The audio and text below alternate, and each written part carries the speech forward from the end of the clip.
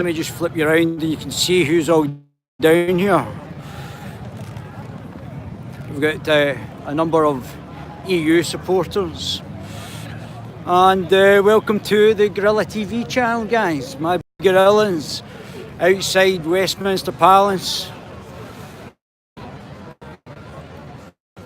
I found out what the result was going to be from one of the biggest votes in British history for, well, decades.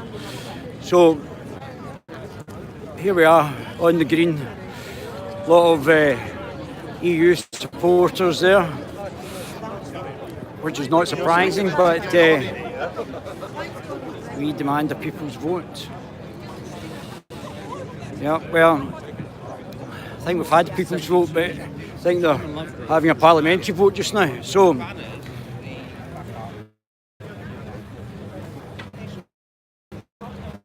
some security.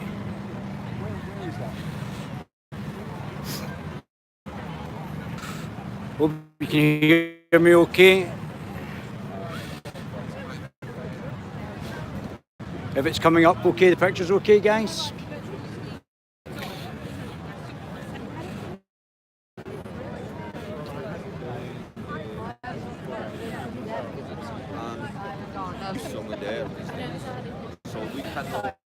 Hi there.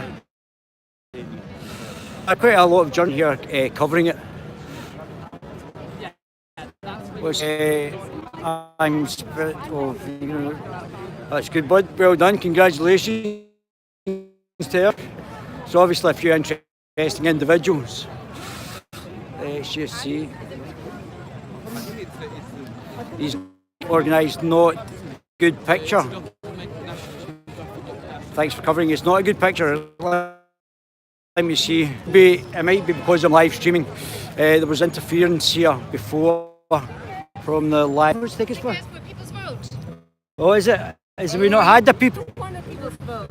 Yeah, we've already had one, though. Yeah, but you know. Do you meant to implement what's in the democracy before? No. You think it's democracy? Yeah, well, the EU's been doing it for years. Thank you. Well, there we go. I'll take that off. People's vote, is it? Oh, well. So having referendums and referendums before you implement the referendum is not democracy. I'm not quite sure where she was from, but obviously they're not quite sure about the rules of democracy. Anyway, adjust the cam. Better picture for you guys. Hold on.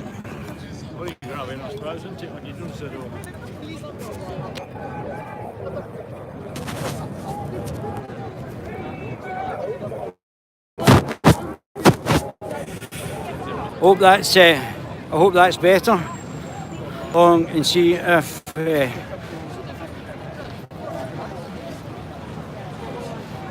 what's happening here.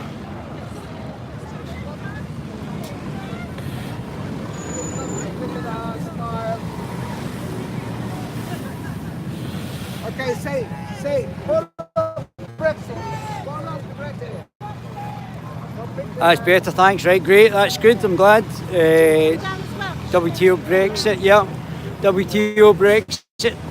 There's quite a lot of people. I think the actual time that this is going out is going to be about 7 o'clock when the vote's actually done. So it's not going to happen anytime soon. So we'll try and get some interviews with some of the politicians down here.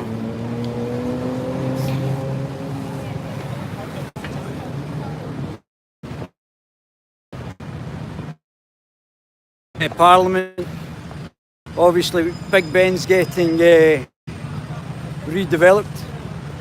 Hey, yeah, Danny boy, how you doing, buddy? You alright?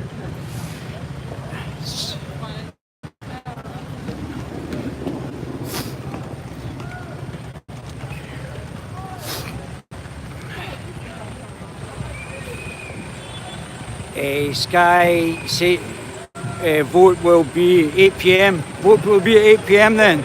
So we've got a number of hours ahead of us then to actually get going. Let's hope my battery doesn't go.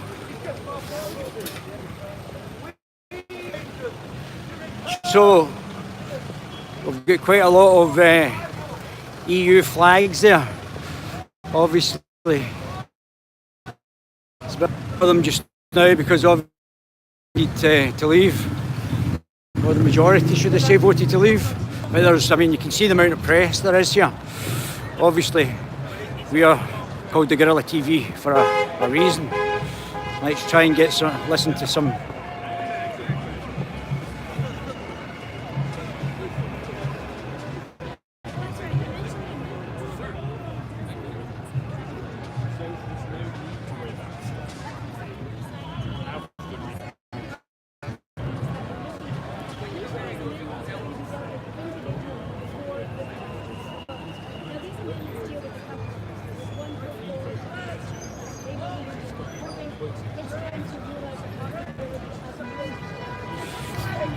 Let's go along and see if we can get actually.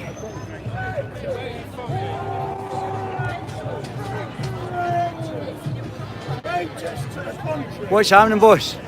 How you doing, mate? What's your name? It's alright, but I don't do press. Oh, do you not? Right, okay, thanks very much.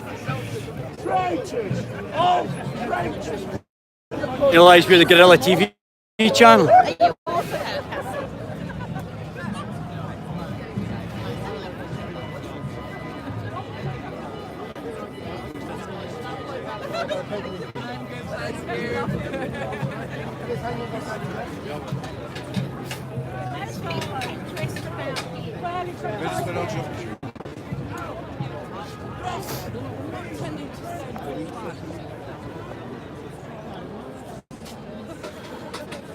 So we've got tons of EU supporters. Hello, madam. What's your name? Maggie? Maggie. Where are you from, Maggie? I'm from Bath. Oh, nice. You've come all the way down from Bath, have you? Yeah. I come here from time to time. Oh, do you? I'm the originator of the Bath. Oh, well, it used to be called the Bath Barret, and now it's the Barret. Is it? It looks like a frisbee. Well,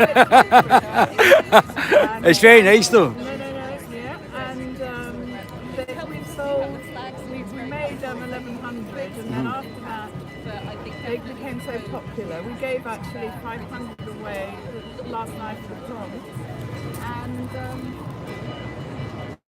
so they've just become quite iconic. So- and 50 and all proceeds go to Remain causes. So, obviously, now that the vote has actually happened and unfortunately you lost, are you looking for a second vote? A second referendum? Well, that certainly is an option. At the moment, there is so much chaos, with our politicians. I really do think things are becoming totally untenable. I think, both sides, when we were initially informed, didn't brief us properly. That's basically it. Well, and did Bath vote to leave or did they vote to remain? Yeah, they voted to remain 70%. Did they? Yeah. Quite staunchly remain, are you? I'm a lover of Europe. Oh, that's fantastic. Fantastic. What about the lack of democracy? Because obviously it's 28 unelected commissioners dictating the legislation. I don't know. I've spent time in the Commission and in Parliament, and actually I think they're extremely transparent. But you can't actually sack any of the commissioners, can you? I mean, we the people can get rid of them, and we don't have any say in the legislation that they're actually purporting to. I mean, we do have our own MEPs, and we do know what their manifestos are, and But they're not responsible to the people, are they? sorry. They're not responsible. Like, for instance, in there, we actually vote for them to actually, we don't vote for the commissioners, do we? They're not directly accountable to the people. They're appointed, they're a bit like judges, they're appointed rather than... Oh, what? The actual what? Our MEPs? No, the commissioners. The commissioners who are making the legislation. Well, I mean, there are 27 countries that are making the legislation. But it's not the democratic parliament that's making the legislation, that's what I'm basically saying. All right. It's a bit authoritarian, is it not? I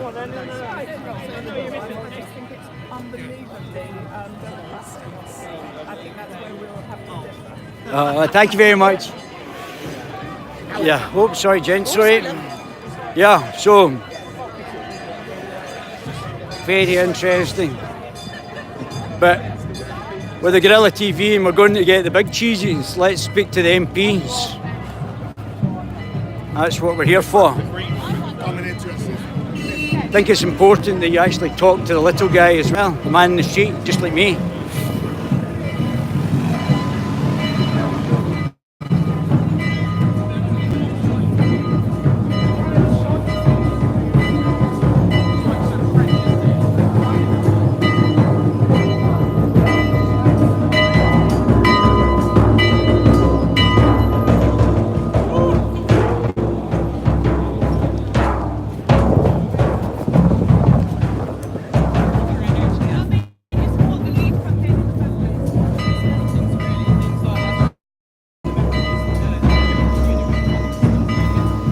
Yeah, don't forget when the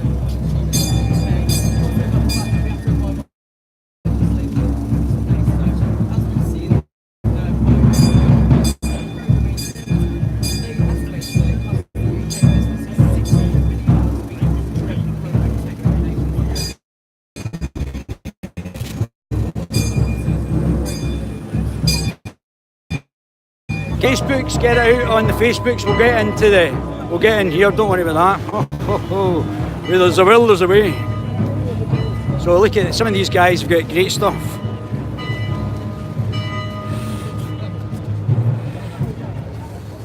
Don't forget, share it. Get it on your Facebooks, guys. Share it far and wide. If you get on your Twitters, get it on all your social media.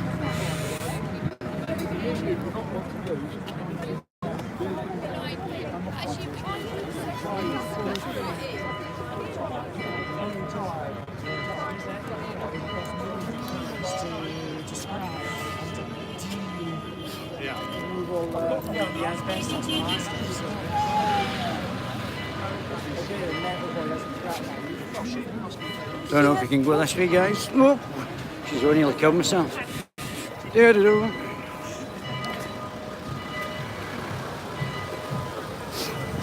get up.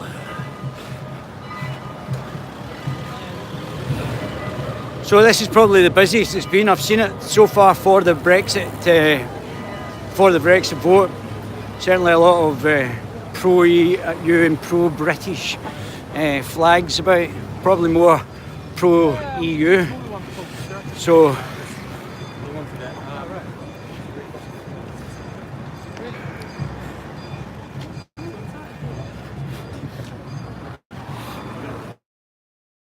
London's rather beautiful, as you can see by the buildings.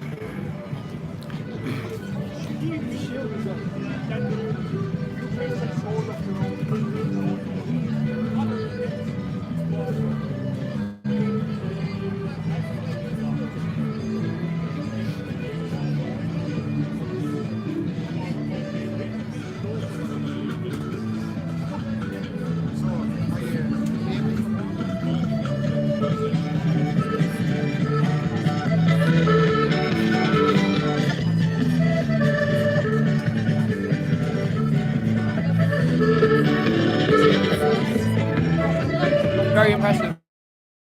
So here we go, we're going to, sorry bud. Hiya buddy, how you doing? You alright, not too bad, thanks. So here we are in all the other journalists.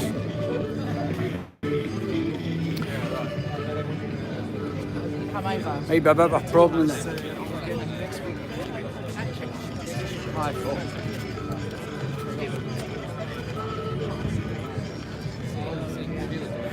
Don't know if there's a problem with the live streaming, guys. Let us know if you can still see everything.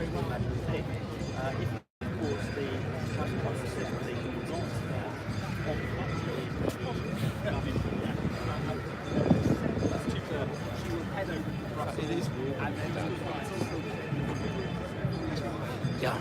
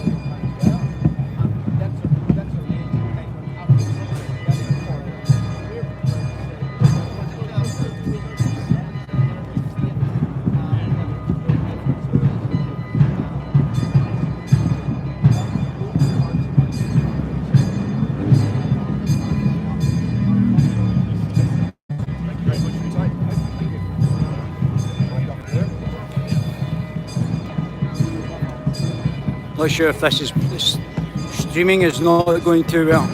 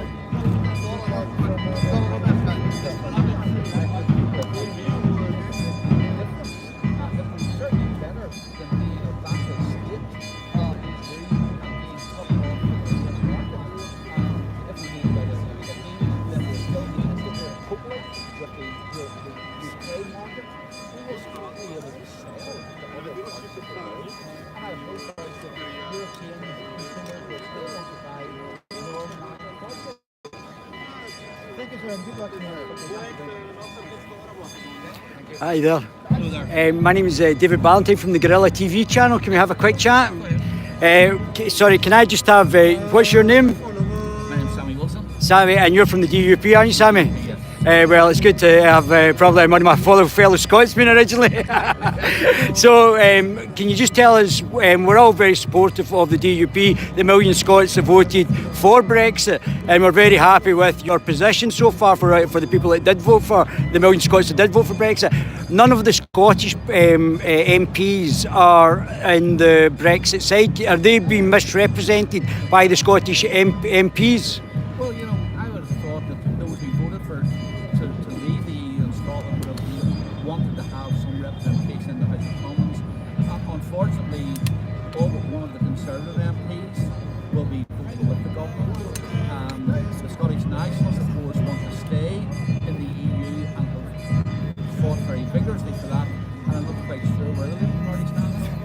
Yeah, they're a bit in and out. I think they want to stay in the customs union, stay in the single market, which to me is not coming out of the EU, is it? No, it's not. If you stay in the customs union, stay in the single market, what freedom do you have to, first of all, make your own trade deals, to set your own tariffs, to decide where you want to do your trade and how you want to do your trade, and to make your own rules. And don't forget, one of the reasons why many businesses wanted to leave the EU was in order to be able to have a lot of EU red tape removed from their businesses. And of course, and this is important, an important thing for Scotland, if this withdrawal agreement goes through, the French have already made it quite clear that one of the things which they will be using this withdrawal agreement to barter for is access to fishing waters. That will not be welcome news to many fishing villages and towns along the coast of Scotland. And can I ask you just something related but not specific? The government's already signed up to the UN's immigration compact, and there was 100,000 people signed a petition to have it discussed in Parliament, and the Parliament just ignored that. Can you tell us a wee bit about that? Well, I mean, Parliament didn't ignore it. The government simply decided to go ahead with it and introduce to adopt the immigration compact. I don't know what they have argued as no legal standing. If it has no legal standing, I don't know what the purpose of it was in the first place. But you know, immigration has been a huge issue for different parts of the United Kingdom during the referendum campaign. And if the government does not get immigration under control, then there will be consequences for many of those communities which are already finding them stressed because of immigration demand for housing, hospital services, education services. And you know, that's not good for the immigrants either. No. Because they come into a hostile environment, and an environment where many people who are already disadvantaged and poor find that they're competing for jobs, for houses, for school places, for hospital places with people from outside the United Kingdom. So it looks like from the numbers that she's going to lose the vote tonight. So how do you think it's going to politically pan out over the next few weeks? Well, that really depends on how the Prime Minister decides to react. If she then goes back to the EU and things are heels in and says, look, this deal is not going to work, the country will not accept it, I am not going to try and implement it, I can't implement it anyway, now you're going to have to change your tune and you're going to have to negotiate on a much more realistic basis. I mean, don't forget, the EU is rubbing its hands in glee at this deal.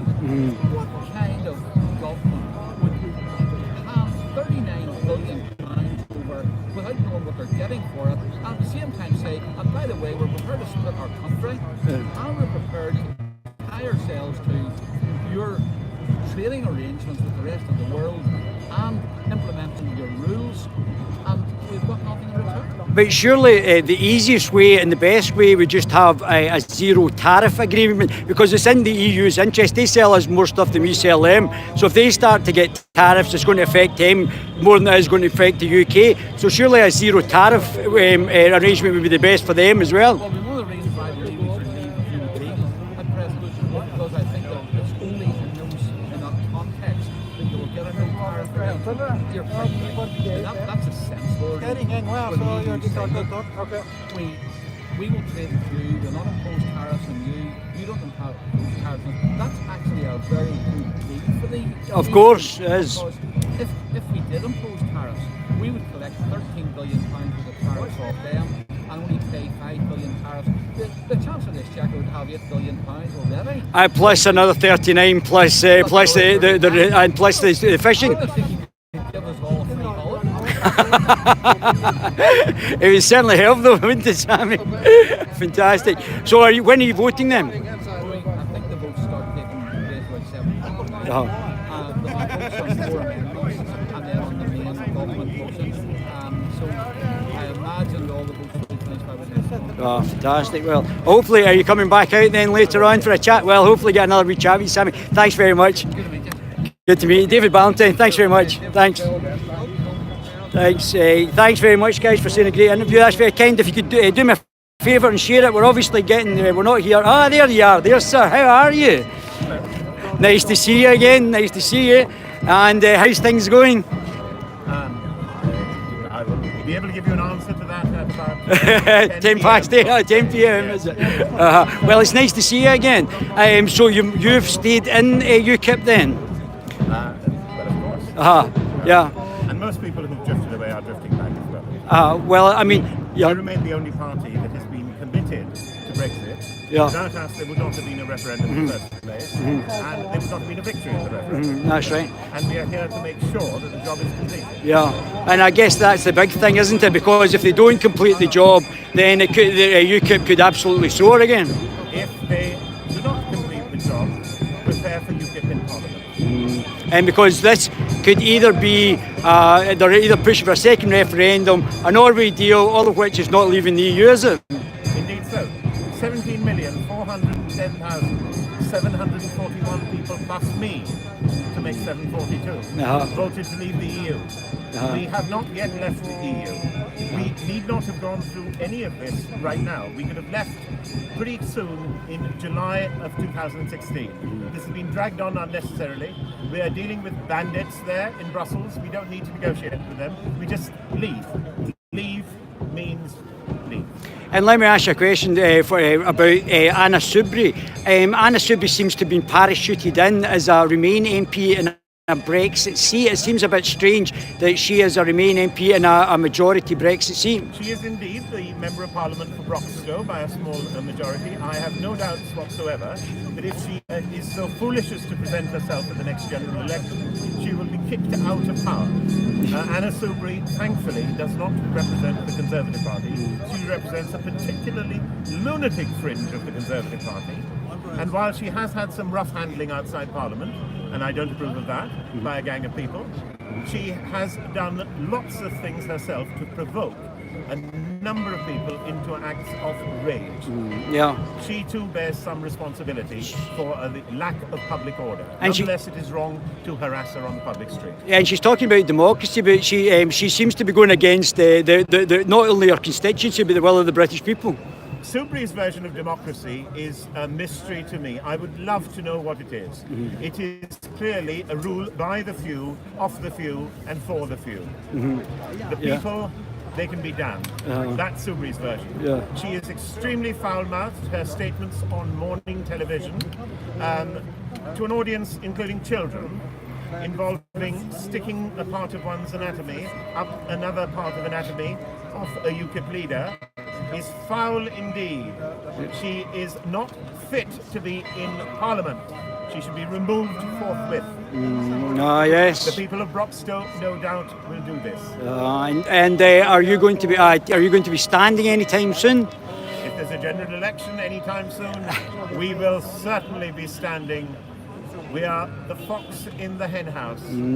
I was a bit disappointed. I thought I was a very strange. I understand that Nigel had a bit of an issue with Tommy Robinson, but it seemed a bit strange because the party seemed to be in an up, and Nigel's doing a great job. And I thought so is who's the leader again? Jerry, Mr. Banton, he's a lovely fellow as well. He's doing a great job as well. So everything seemed to be going quite well. It seemed a bit of a fight over nothing. If one believes the mainstream media, one will find fights everywhere. I am on excellent terms with both the gentlemen you've mentioned. And I see no problem with that, nor do they. Well, I have to say, it's lovely to see you again. Thanks very much. Your last interview was fantastic as well. You're slightly less bombastic than last time, but you've been absolutely super. We'll get a wee chat later on as well, if that's okay. You're more than welcome. Thank you so much. It's always a pleasure. Thank you. I saw Bill Cash there. Freddie, I can't remember that. Freddie's name. He's part of the UKIP and the leader of London UKIP. Freddie Varcher, I think, off the top of my head. There's Bill Cash. See if we can get Bill Cash.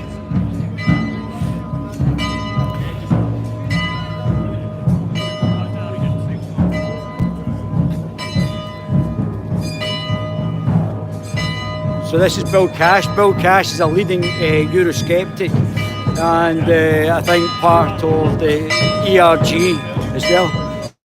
Let's see if we can get hold of him.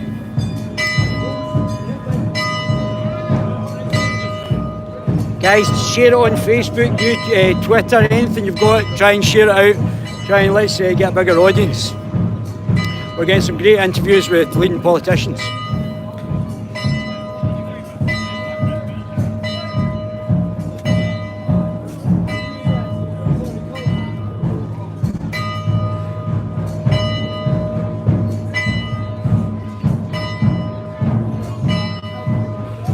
So I'll just spin you around while he's talking.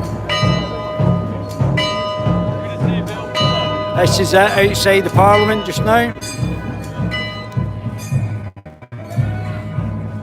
Mr. Cash, are you free for a quick chat? To be honest, I'm on my way. Yeah, that's fine. Are you coming back later on, Mr. Cash? Oh, that's a shame. Thank you very much, thank you. So, it was, we were hoping there. I mean, obviously Mr. Cash is a fantastic MP and he's a leading Eurosceptic.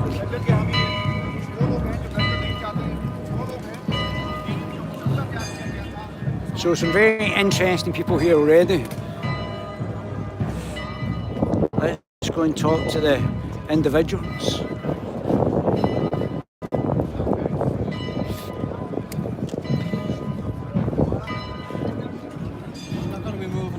How are we doing, sir? Are you okay? And are you pro EU? Are you? I'm a Remainer. A Remainer. And I've been smiling all afternoon. What do you think's going to happen? Well, I'm thinking that she's going to lose. Yeah. She's going to lose, but I don't know what's going to happen from there. And that's the Uh-huh. We've got to stay in Europe. Why do you feel that? Why? Because we need to be friends with our friends and neighbours, not to walk away from them. Do you find a commission where 28 unelected commissioners are basically dictating the policy, unelected commissioners are dictating the legislation? Do you find the fact that 28 unelected commissioners are dictating the legislation is an issue? Oh, that's not. I don't think that's the case. Every country has its representatives that have been elected, and it's up to them to make sure. No, be careful. It's up to them to make sure that those commissioners are operating in a way with. There can be improvements to the EU. I have no doubt about that, but that applies to any. So are you in favour of making the second chamber in there a proportional representation? Oh, I'd be really willing to get rid of the second chamber. Would you? And would you get rid of the commission and just let All I want to say is we want a people's vote. But did you not have one though? When do we want it? We want it now. But if you lose that referendum, so a second referendum without implementing the first one, what would happen then? But the second one, it wouldn't be lost. You don't think? Do you think it'd be fixed? Everybody, a vast majority of people now understanding what's in trouble, then they're going to shout, remain, remain. And the choice is to leave or remain, not to be the same. And the majority of this country now, my faith in them, is they're going to vote remain. Now, we've had a number of referendums. We had a referendum for the Scottish Parliament, we had a referendum for the Welsh Parliament, and there was only one referendum. Why do we need two for Europe? Because this is such a long-term thing. We've been in the EU for 40 years, and if you look at the history of Europe, the dangers in Europe have been the wars forever. We've been fighting each other, and people forget that, and it's brilliant. And we should be taking more notice of it and trying to get it superb. Listen, thank you very much. What's your name? My name is Colin. Colin, I'm David. Nice to meet you. Thanks for being on the Guerilla TV channel. Thanks very much. I'm from Glasgow. So, very interesting. It's important, I think, to get people don't usually interview just a normal man and woman in the street. It's just obviously the heavy hitters that get the say so.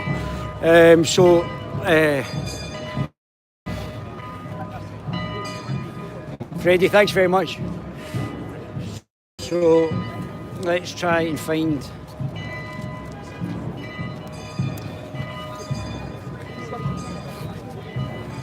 Oh, sorry.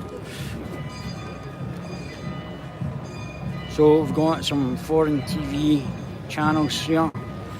And I thought you'd gone back to the live point. I was making my way back. Okay, no, it's okay.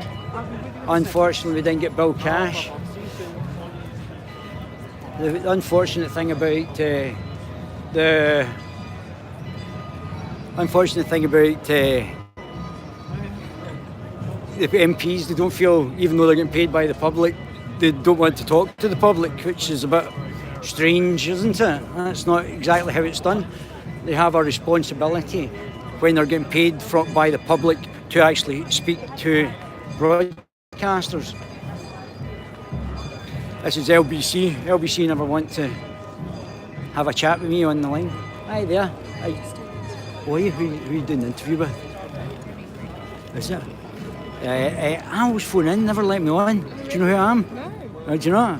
My name's David Ballantyne. And every time I phone in, they don't let me on. I'll stand anywhere you want. It's all right. It's no problem. So, I'm just wondering, do you not like Scottish guys on the programme? We've got a presenter, a Scottish presenter. Is it? That's fine, huh? Scottish presenter don't actually like me on. Anyway.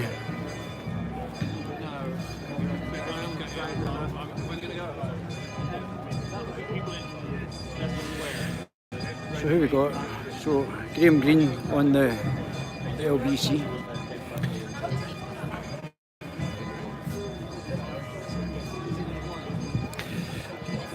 So they're doing the interview on LBC. I don't know who they're actually interviewing. This is why it's very important for people in from Scotland to actually be down here, because there's maybe Scottish presenters, but there's not very many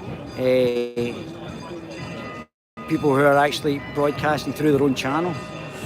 So it's important that the Scots actually have a presence down here, considering we make up 10% of the population.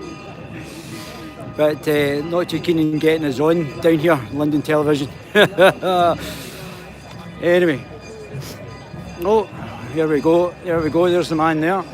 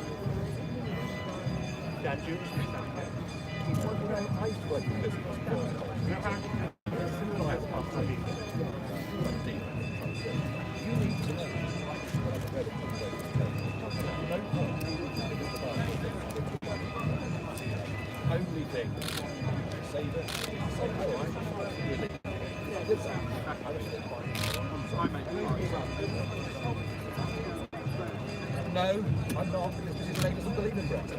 Prime Minister did believe in Brexit. Yeah, oh, right.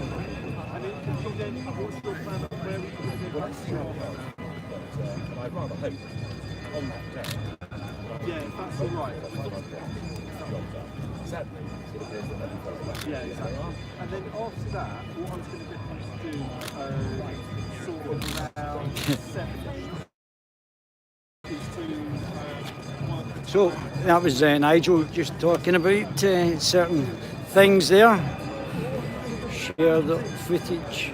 Thanks very much, guys, for sharing the footage. That's much appreciated.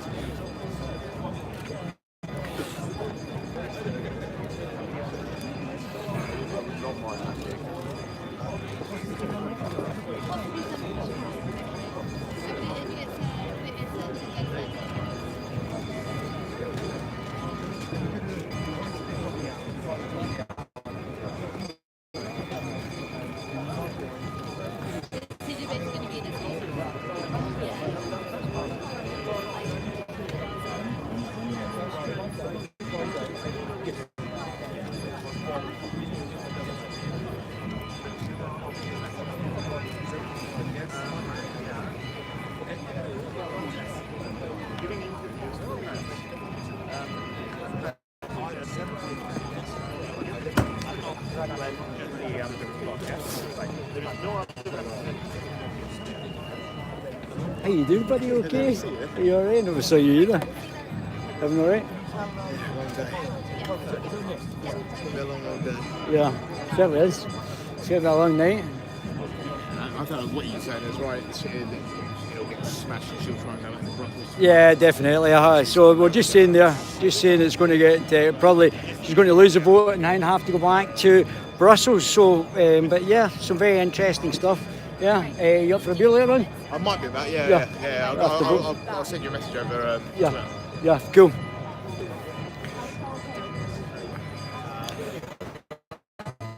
So, ready to get in some of the real big heavy hitters.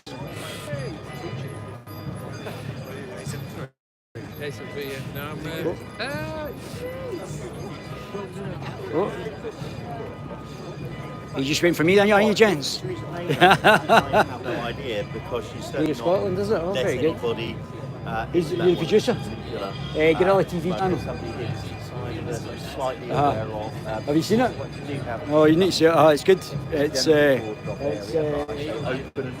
going live. Going live. Just to give you guys a wee mention, there's BBC Radio Scotland. Fantastic. Hi guys, how are we? Yeah. So, are you broadcasting later on? Going to broadcast later on. So, they can do anything. From Scotland to Scotland, should I say? From London to Scotland. Maybe he was being facetious.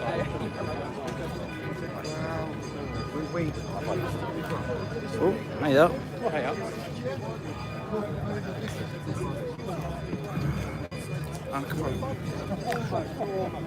Come on. Come on. So, cameras here is just unbelievable. Not sure when the best. It's going to be a few hours now before we actually get the vote, and it's going to be a bit of an issue. Can you talk to Nigel?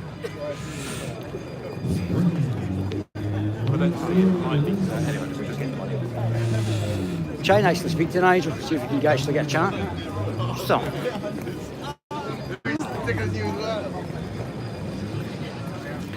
Oh.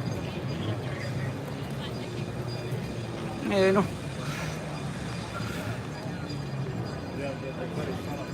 So, all right.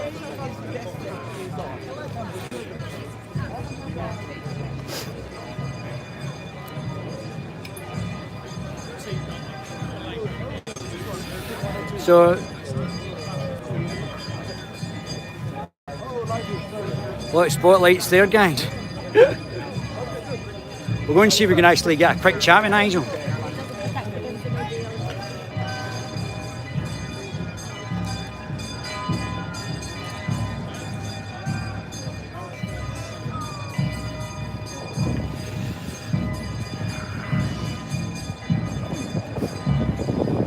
So,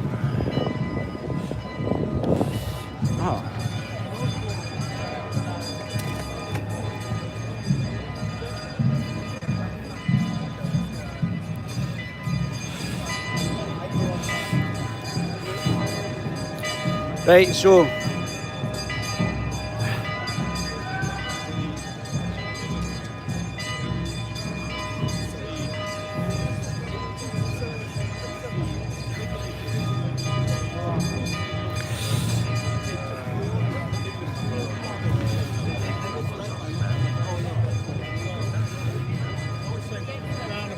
let's see if Nigel will talk to us.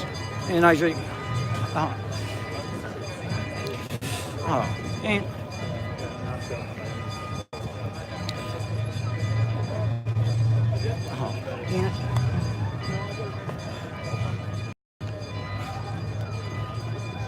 Let's see if Nigel. Whoa.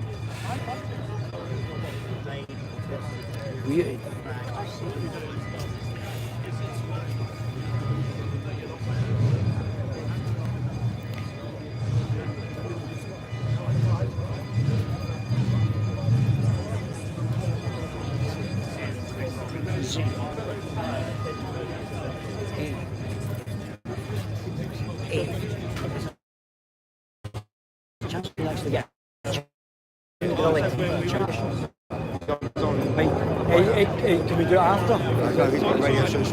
Is it? We'll do that later. That's fine.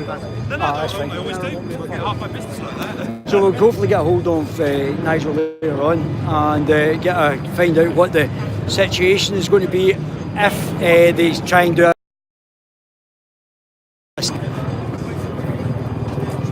do a second referendum. I don't know what these are.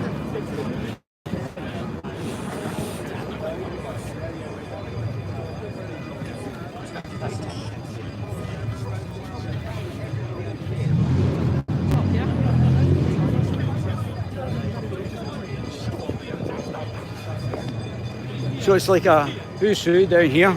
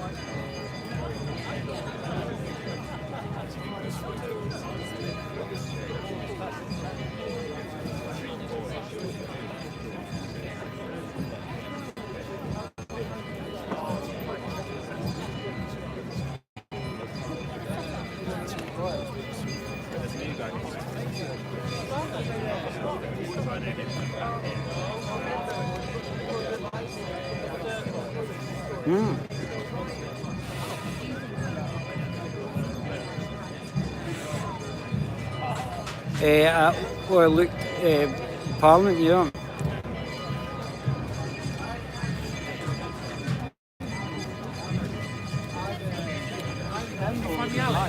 So, just trying to find some of the more interesting individuals.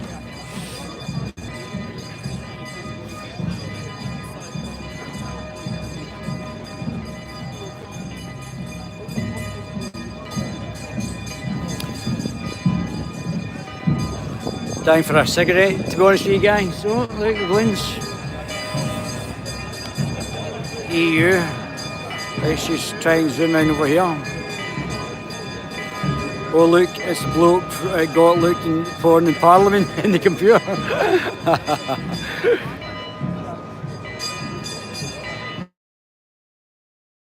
So let's go and speak to some of the normal people. Stop Brexit, fix the real problem. Oh. For UK's sake, stop Brexit. How we doing, sir? You alright?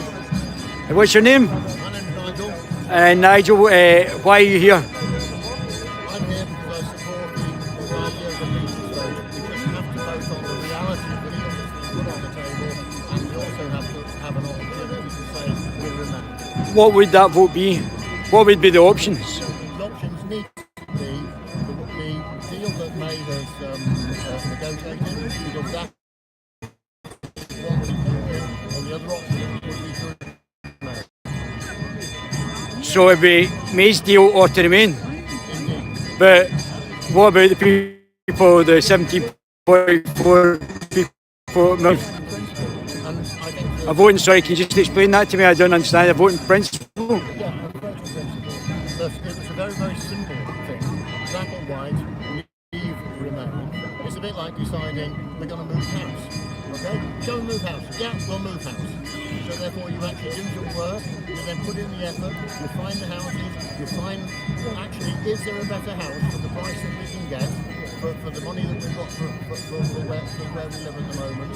And if there isn't, they will sod it. We'll actually better stay where we are because there's nowhere better. And so that was the sort of, so yes, we decided to move house. But when you actually get down to the detail, there's nothing worth having. So therefore, you stay. So we had a referendum for the Scottish Parliament. We had a referendum for the Welsh Parliament, and both of these votes were honoured by the Parliament. Why would this be an exception? Because more than, far more than tariffs. It's about freedom of movement. It's about... Yeah, but a lot of people don't want that though. Yes, and there are people, I mean, I saw something yesterday where someone had met some people in Portugal who were looking for a property when they retire in a year's time. And the guy said, well, actually, if we leave the EU, this won't be possible. Yeah, we voted leave, but it didn't apply to us. It's British exceptionalism again. Right. And what didn't it apply to who? Sorry. Well, the people who voted, the Brits who were looking for a property in Portugal. Right. They had voted leave. Right. And when it was pointed out to them that they might not have the right to live in Portugal if we left on those terms, they hadn't thought of that. Yeah. And there are loads of people who live in Spain. The old Brits, they're soaking up their retirement order. Oh, we voted leave. There's far too many foreigners out. And so yes, people made their votes, but were they informed? But we have to have an informed vote, and I don't see that having an informed vote can possibly be going against democracy. Well, thank you. What's your name, sir? Nigel, absolute pleasure. Thank you, sir, for your appointment. Thank you.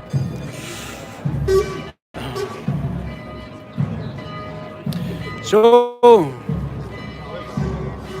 always try and get both sides of the story, and everybody has got the right to be expressed themselves.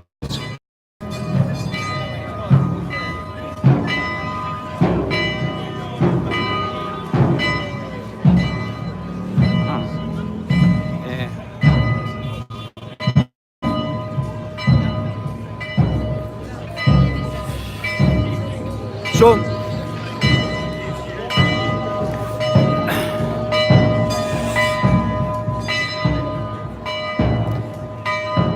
very interesting.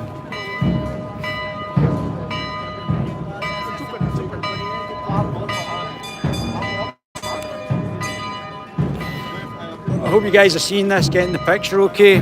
Let us know.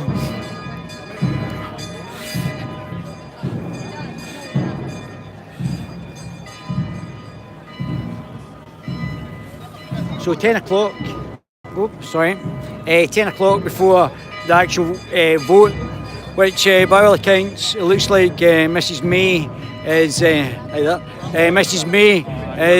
going to lose, and by all the arithmetic so far. But obviously politics is a funny game. There's lots of horse trading to be going on in the background, and we'll find out if there has been a way for Mrs May to get more of the votes.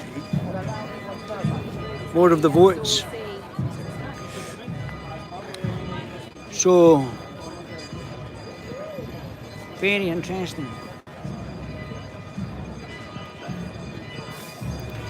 Starting to get a bit dark.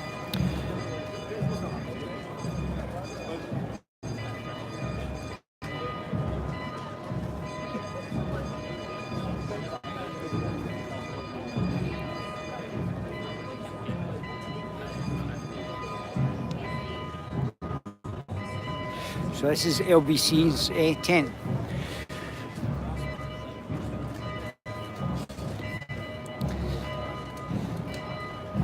The characters down there.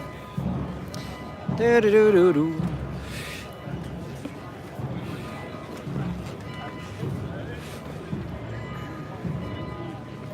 We're not called the Guerilla TV channel for nothing.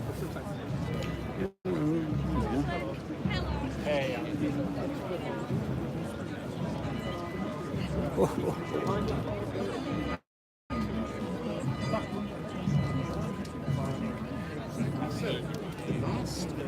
the first and it's survived, and maybe the last.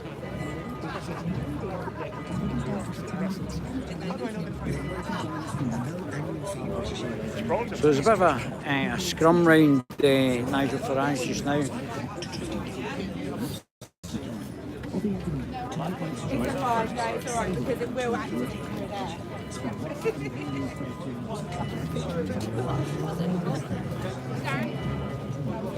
Oh, there's Andrew Rosendale.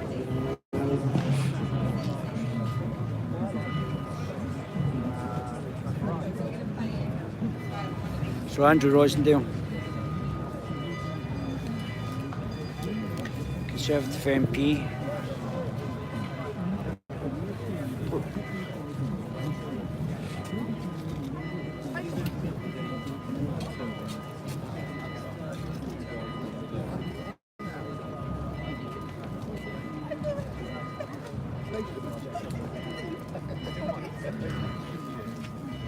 Right, where Dan? Sorry, how are you doing, Nigel? Okay. Dave, How are you? All right. Nigel, do you mind if I ask you a quick question?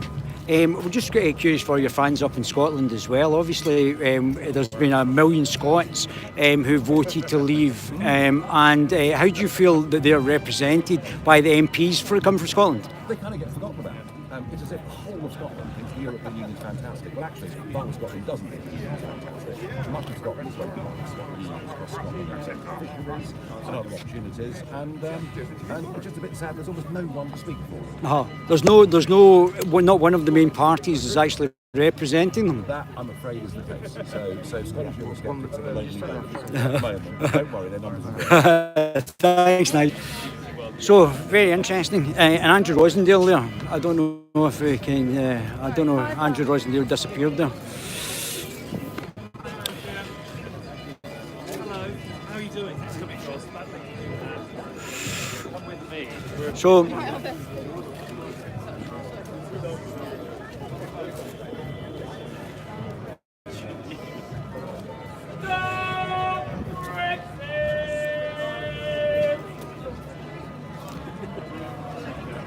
I wish we had an interview with Andrew Rosendale, who I've not seen for a very long time. So it'll be very interesting to actually speak to Andrew Rosendale, who is now becoming a wee bit more of a leading light in Parliament for a large number of years. Also a Eurosceptic.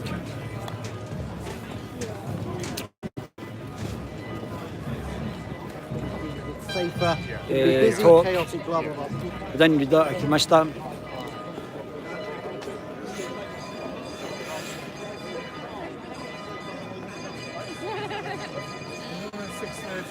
Whoever just sent me that last message, you can send me it again. Doing his flight testing. I mean, the amount of cameras here, guys, is just unbelievable.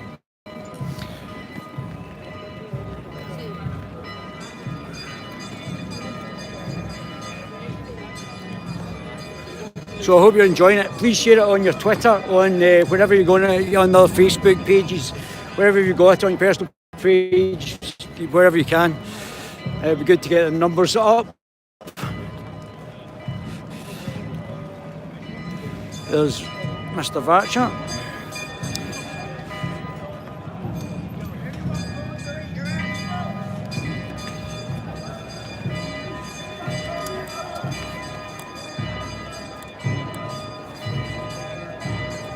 Yes.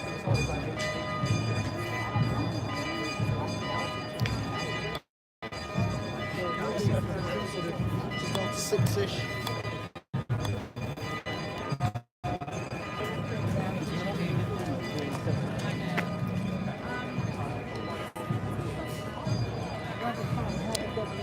So I mean, it's incredible how, I mean, obviously the politicians, although they're playing for different teams, and sometimes they're actually closer to other people who are not on the same team as they are. Sometimes the divisions and the personal ambitions to go up the slippery political pole means that sometimes the ambitions between people are greater than the ambitions between parties.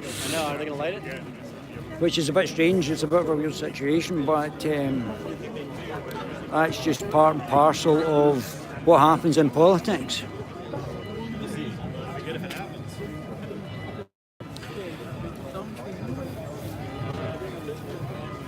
That's why everyone hates you.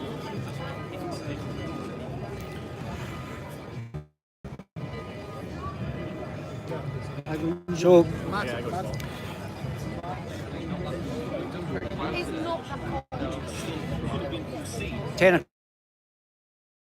Probably the biggest political decision or vote, certainly, in the last 40 years. And we are, the Guerilla TV channel, are right here on the front line talking to the MPs, all the decision makers.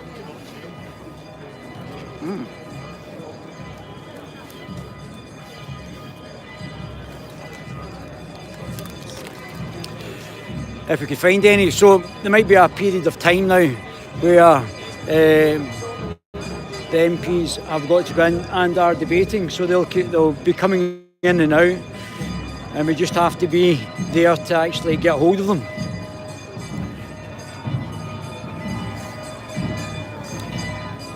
So let's go and talk to some of the normal people.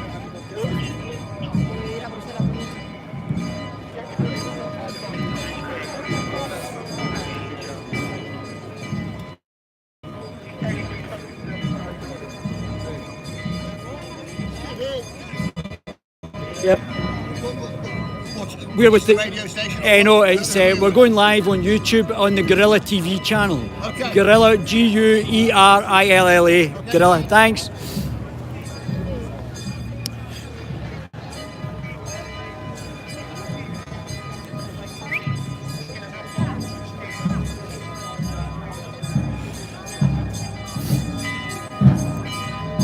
How you doing, sir? You want to be chat? No, that's fine, no problem. Hello, you want to be chat, sir? You want to be chat? What is it? No deal, no problem. So that's great. We're the Guerilla TV channel. Guerilla TV? Yeah, so we... well, you're talking about me personally. We're neutral, we talk to everybody. Well, I'm personally on your side, but we're neutral. We just talk about everybody. Talk to everybody. We allow both. So we're neutral. No. I would say we're the other side of that then. Yeah, what's your name, sir? Harry. And just tells me about what's your thoughts on what's happening today in the vote? My thoughts are these, that beyond a free press, an independent judiciary and the rule of law, the most precious right that we have, gained over 800 years, is the ability governors and their qualities through our vote. Yeah. Brexit will restore our independence and our democracy. That is why I'm here today. Yeah, and if she loses the vote, what do you think is going to happen? Goodness knows. I have absolutely no idea. I imagine we'll try and get an improvement to a deal and come back with another vote. Yeah. As you said, no deal's no problem. Would you prefer no deal and going for zero tariff option? Would I prefer no deal than May's deal?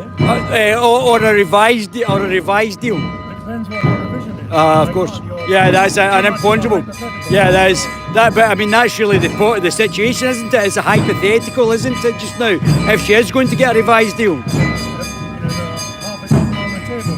The most important thing, though, is that democracy itself is not destroyed by the remainders and those to have a second referendum. Yeah. Very important. Yeah, because I mean that just goes against actually the whole purpose of having a democracy. We haven't had a civil war here since the 16th century, so we don't want another. Yeah, exactly. We settle our differences through votes. Yeah. If one side refuses to accept the vote, then goodness knows. Yeah, it's a blatant democracy. It's a threat. Yeah. Democracy and peace, Yeah. stability. What's your name again? Sorry, sir. Harry. Hi, I'm David Valentine. You're on the Guerilla TV channel. Thank you very much, Harry. Thank you. Yeah, I've already. I take that's what you said to Harry. I'm here. I've got two We're not living about, we're not talking about what happened 800 years ago. We're talking about what's going to happen the next 50 or 100 years. I'm here representing them, and 80% of the young people in this country voted to remain. They are pro-Europe. We have nothing to fear from Europe. We should embrace Europe. You look around the failing country, I mean, Italy at the moment, and Europe should do an awful lot for that. And driving our neighbours, it is no way for a civilised country to end. You nearly killed hundreds of people, you killed millions in Ireland before. You want to really do that again, that's what you're threatening. It's disgusting, the language being used. We are all Europeans, we are all friendly. And this gentleman who you were talking to earlier, he's for no deal, no remain. I have no problem being friendly with him. He's a good man, he's entitled to his argument, but it's the wrong argument. We need to embrace Europe. There is nothing wrong with it. So, Danny, so my question is, I would like to know what about the European Commission?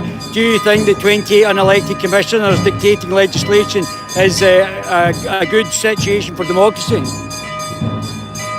needs to be reform in Europe. Europe is clearly not perfect, but I think British people are obsessed with going on in Brussels. What we need to do, what we really need to think about is the jobs and the wealth that is created by being in Europe and being part of the biggest market in the world. Hundreds, millions of Brits go to Europe. Do we really want problems with all of that? We need to embrace Europe. There's nothing wrong with the Commission. It's not perfect, it needs reform, yes. But we need to, there are some negatives, but they can't be improved upon. But this vote is nonsense. It should never have happened. So would you... I'm sorry, can I just say that I think the government, when they called this decision, will be more thankful because they gave no consideration whatsoever to the people of Ireland, Northern Ireland, and the border.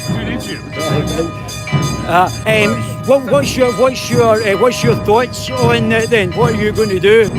What would you say that should happen now? We need to remain in Europe and we need to be friends with all our neighbours, embrace them and work out a better relationship with Europe. Yes, we need a better relationship.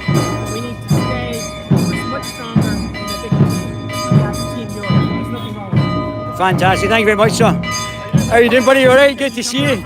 Yeah, I come all the way down. Yeah, how's things? You okay? Yeah, we're all going live. Where are you from? The Guerilla TV channel, Guerilla, Guerilla TV channel. What happened to 800 years? You can't use that. That's nonsense. You're bankrupt if you use what happened 800 years ago. So good evening to all the Scottish voters. We're going worldwide. We've got guys all over the place. There we go. I met this guy a couple of weeks ago, right? Yeah. At the other rally. Yeah. Yeah, and we had a chat about things. And today it's almost like a festival atmosphere. It's quite a melee, as you can imagine. There's a mixture of for and against basically. But it's a really interesting atmosphere because I think today's the crunch day. Today's the crunch day, because Theresa May cannot kick the can down the road anymore. People are getting tired. Certainly the public are getting tired of it, and certainly the politicians are now getting tired of it as well.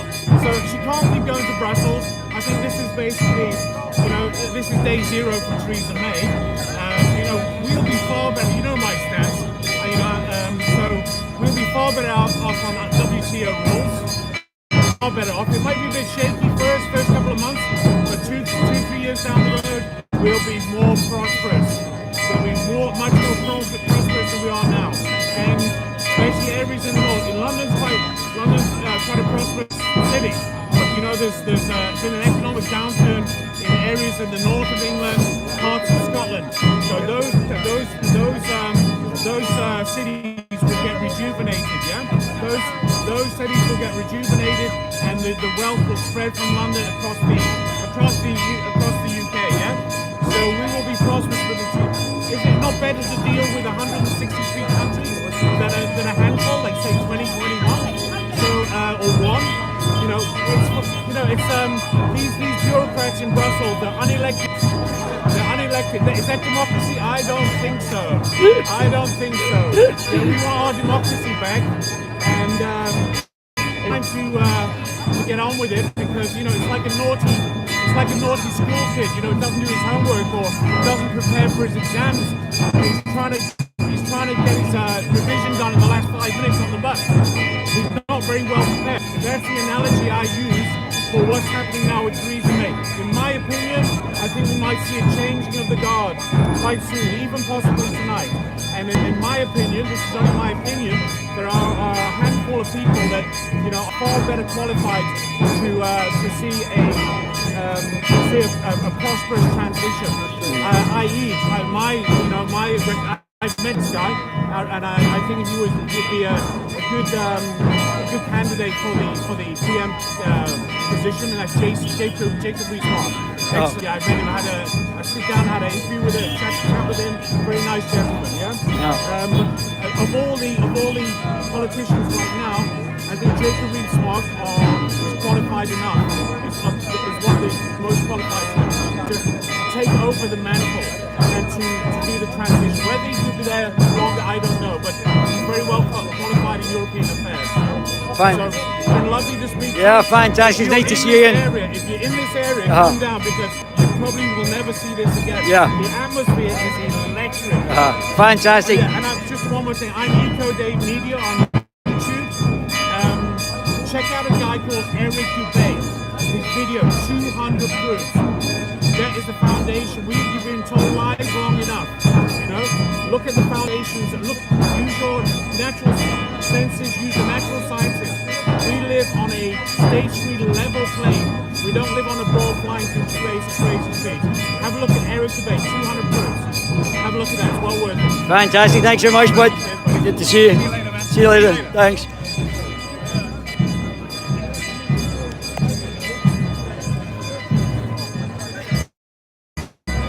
Very interesting. Guy's editing.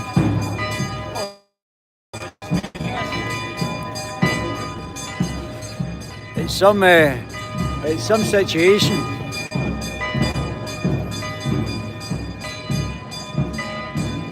Try and do some MP hunting. Find out where the MPs are.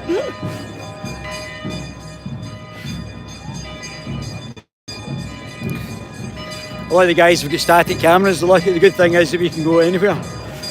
Just piggyback on other interviews.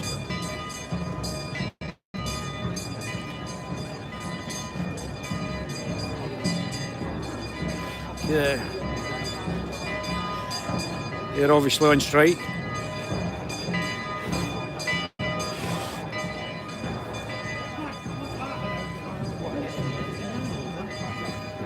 No. Hi there. Alright, not too bad, thanks. I like your tie, that's fantastic. Having a good time today, are you? It's entertaining today, is it? Not too bad, yeah. Yeah, fantastic. So, not long to go. Just a few hours, and then we'll find out what's actually happening.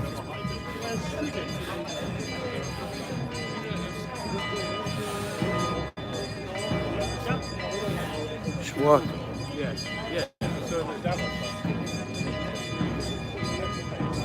Looking at my camera, my phone, I'm going, this guy's an amateur. Yeah, may have a small phone, but certainly know what I'm talking about.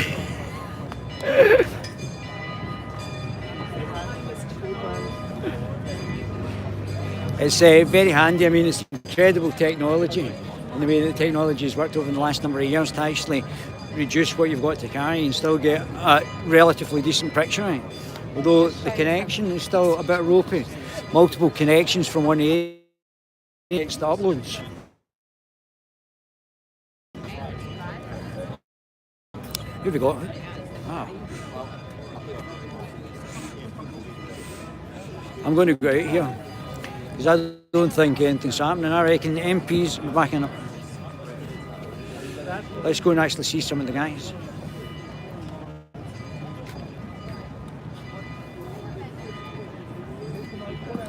Thanks, buddy. How you doing? You okay? Nice to see you again.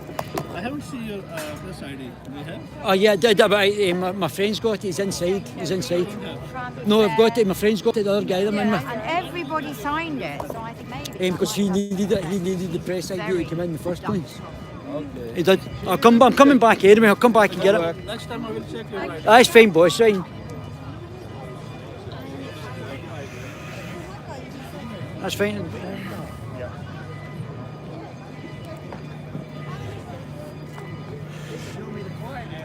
No problem.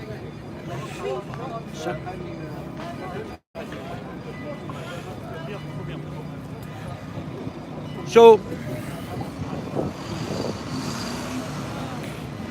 let's go and see the guys. That's right.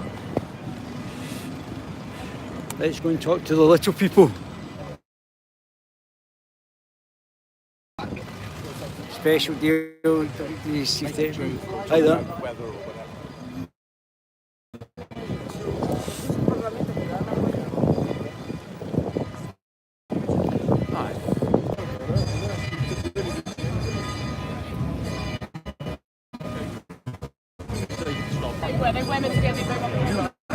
I got my friends got it.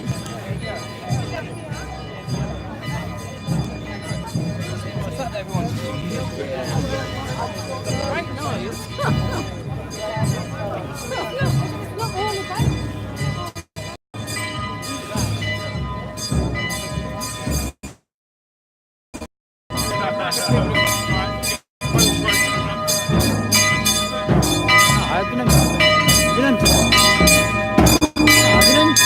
Huh? Where's the guys got it? Of course. Guerilla TV channel.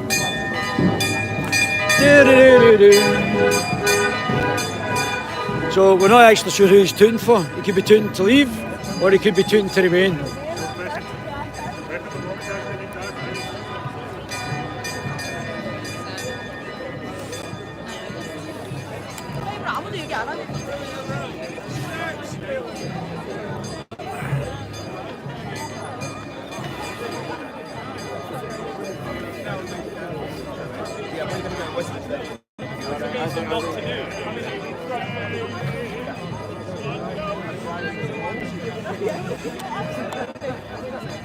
Press pass.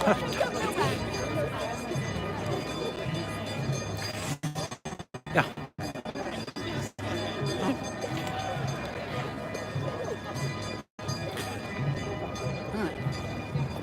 So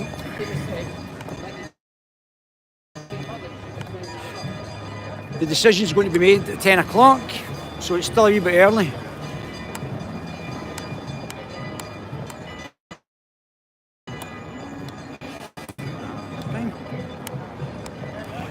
I've had some quite interesting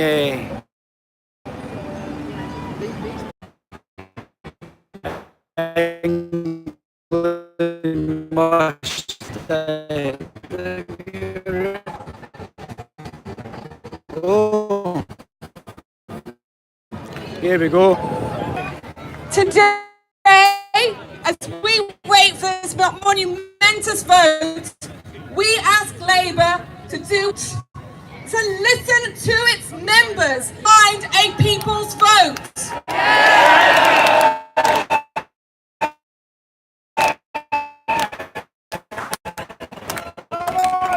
Because while without opposition, it's an act. Isn't really running the 2016 referendum. People voted leave because they were right. Britain's status quo. One of the tragedies of Brexit is that grievances have still been ignored, and we may still, the hard-working people of this country, whether they voted remain or whether they voted leave. Instead of negotiating with Europe, Theresa May has spent the last 2.5 years arguing with her benchers. In action, because of our party's ridiculous, a disastrous no-deal Brexit, very real. But make no mistake, is no deal that will satisfy Tory Brexit, because what they want is real. Boris Johnson has promised to take back control. They didn't promise from the start. Going forward, as no deal, the government's ideal and fantasy renegotiations get shot down. This vote will be the only option left. We do not have time for parlour games, pantomimes or Punch and Judy politics. For impact and back the people. When the day after the referendum results, Lucas called for a final say, she said at the time, but she effectively called for a people's vote. It's better to light a candle than cast the darkness. And I stand here today and I look out at all of you. We're not just small candles. We're a massive blazing beacon. And looking at you now, I know that together we win. Lady Leonora, how are you all doing? The Brexit referendum. Yes, in 1997 she voted against legislation to establish the National Assembly for Wales.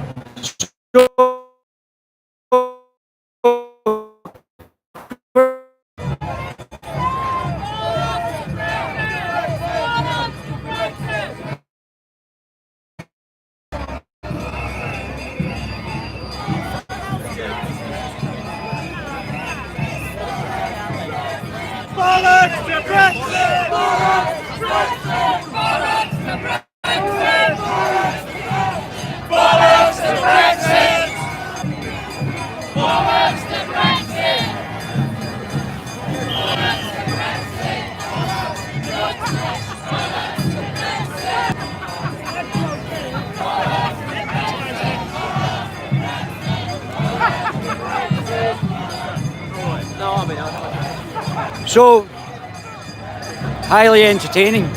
Oh.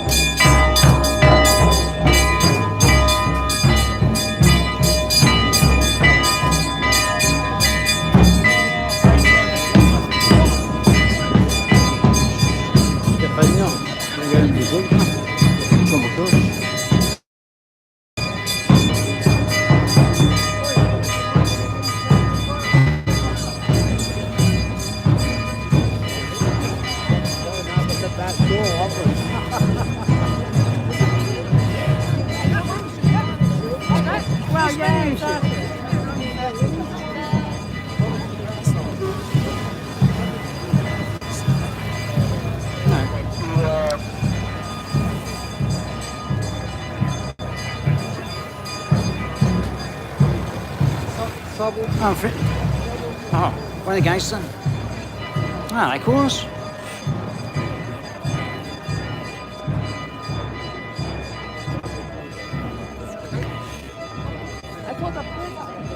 Because we've been dismissed as relatives.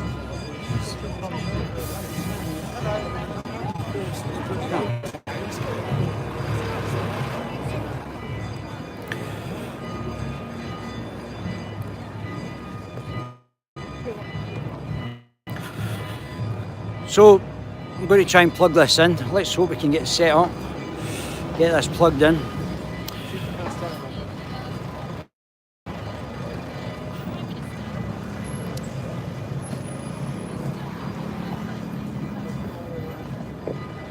Excuse me. Yeah. What channel was that? Can The you- Guerilla TV channel. Guerilla, Guerilla. Guerilla. So, fantastic.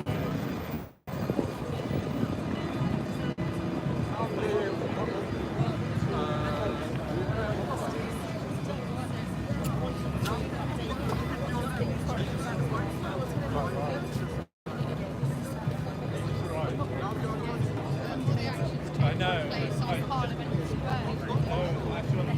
Yeah, there's people giving, it's all packed out.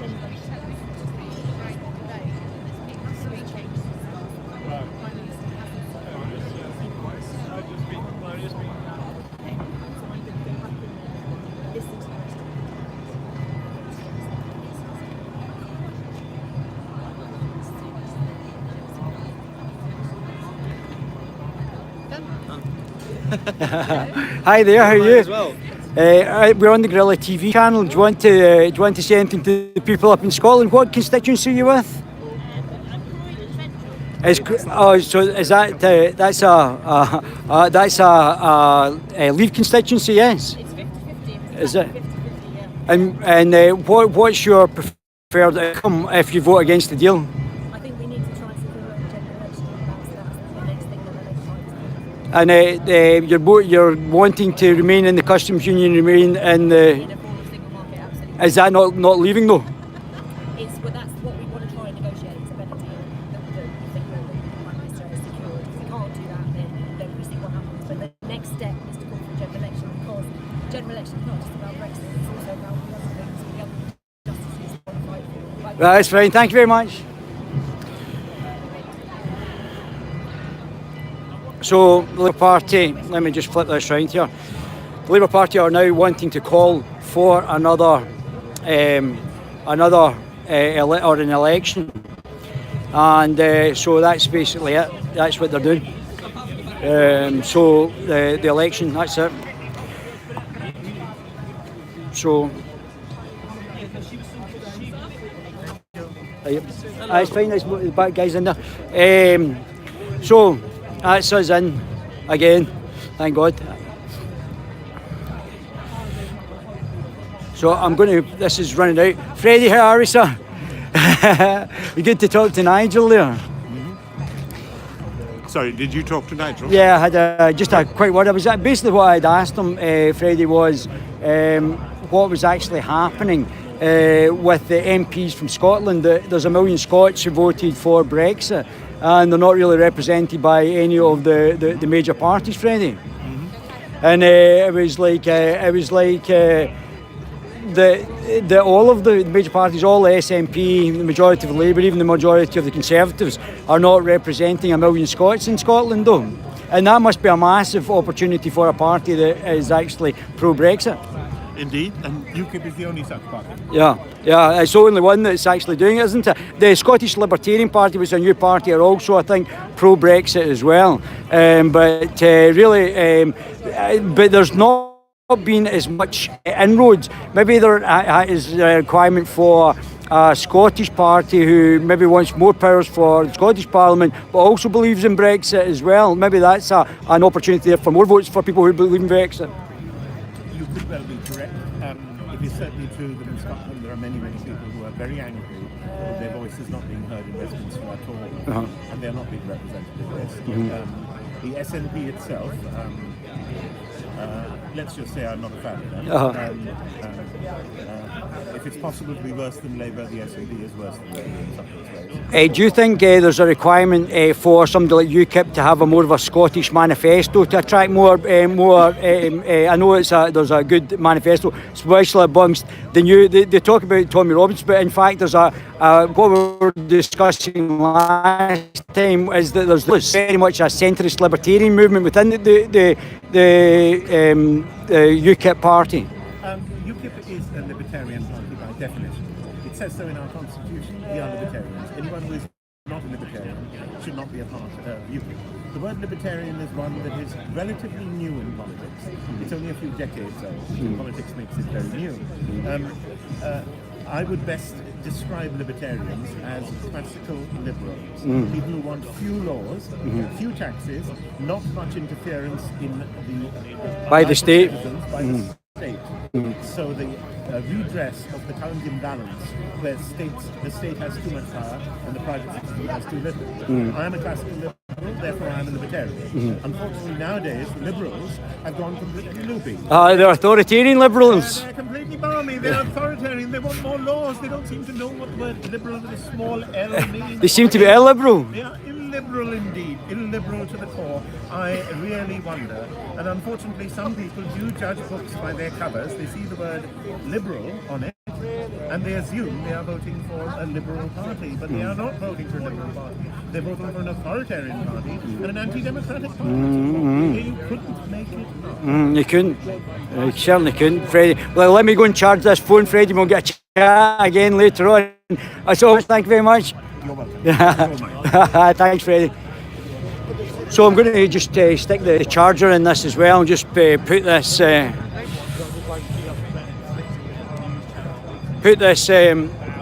down as well.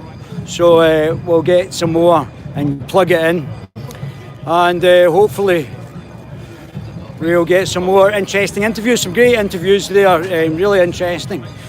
Try and get some more pro-Remain MPs as well.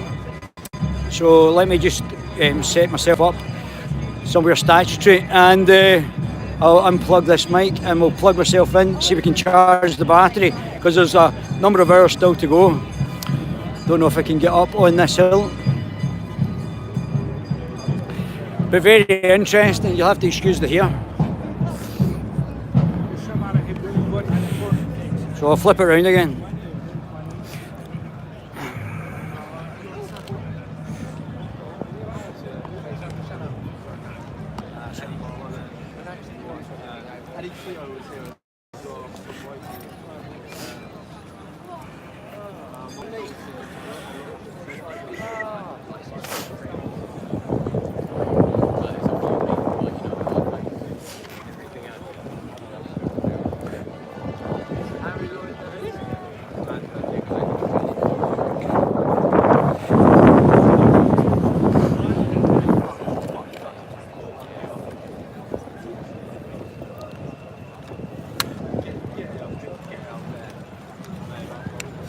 I'm not selling my soul to Rex.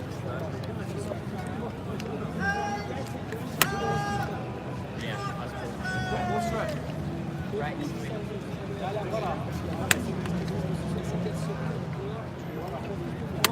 Yeah, but yes, they fucking much because our agency, if we syndicate, our agency syndicate. So then you take the Rex payment. Our agency payment. Oh, we got. That's why we just syndicate for ourselves.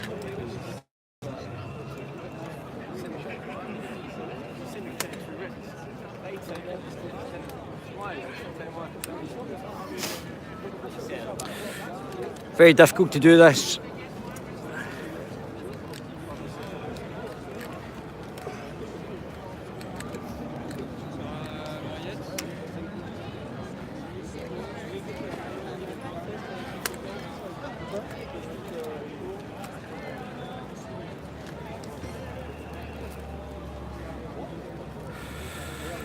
Je le fais sur quoi le retour avec le voisin, je le fais sur le téléphone.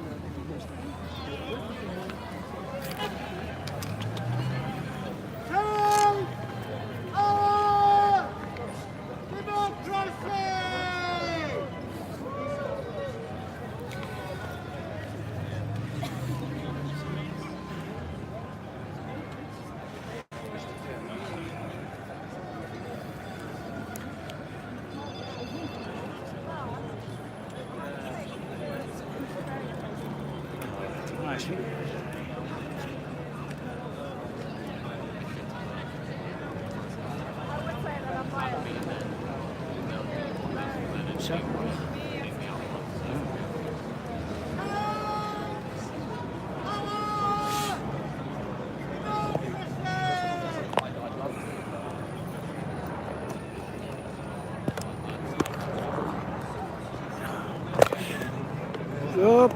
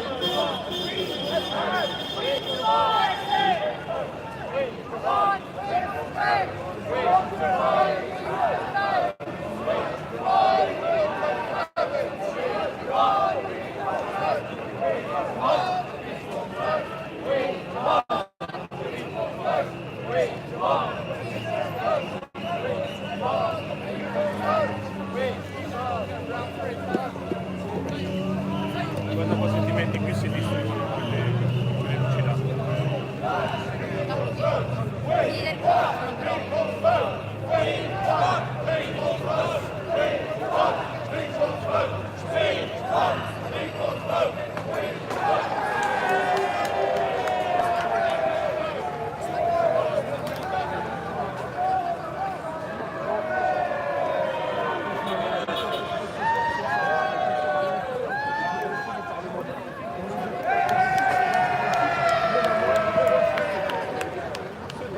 No, guarda verso di qua, voglio far vedere ci sono giornalisti. Sono i fari. Quindi fa cagare. Sì.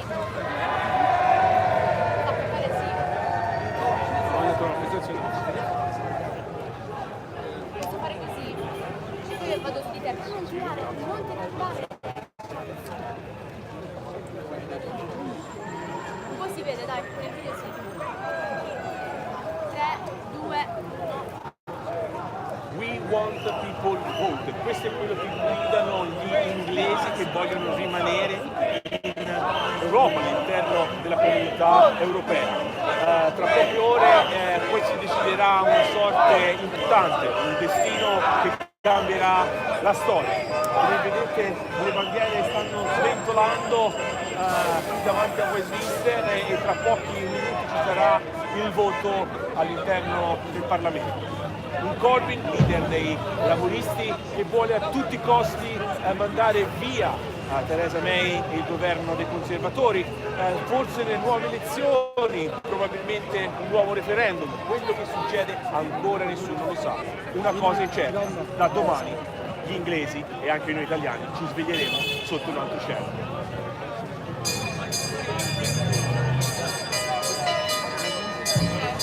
Questo la pubblichiamo.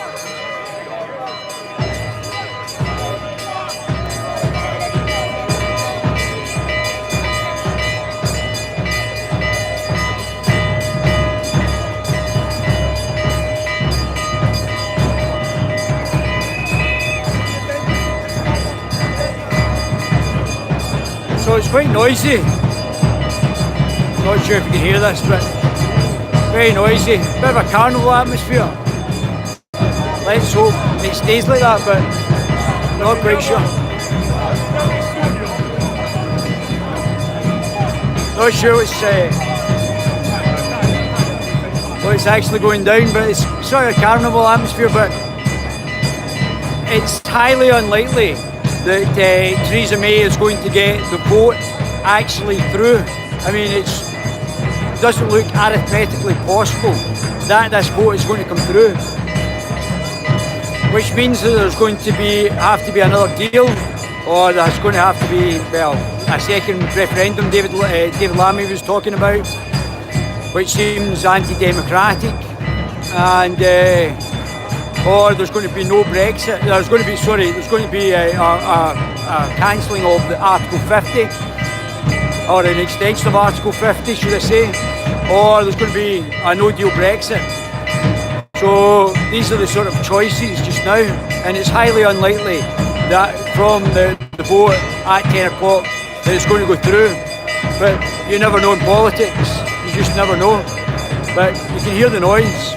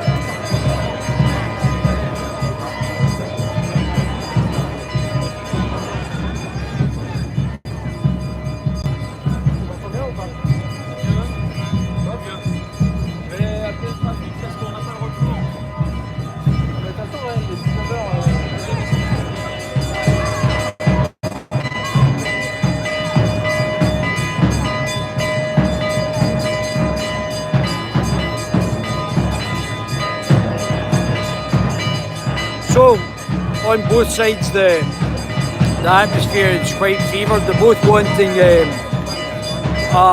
different things, and they can't actually have two different opinions, and both of them are accepted. One has got to be accepted. This compromise between in-between sort of scenario that Theresa May has tried to actually put to the people doesn't look like it's going to work. This sort of hybrid, half in, half out thing doesn't look like it's going to work. It's a big problem for Theresa May tonight. This could be the end of our premiership, because if she spent 2 years developing this deal. If she doesn't get this deal through, then that's a massive problem for her. and her as a political entity. Whether or not it's the end of her, I mean, she can't get voted out. There can't be another vote for another year after the last vote. So she can't be voted out, but they could have a vote of no confidence. Labour could put a vote of no confidence.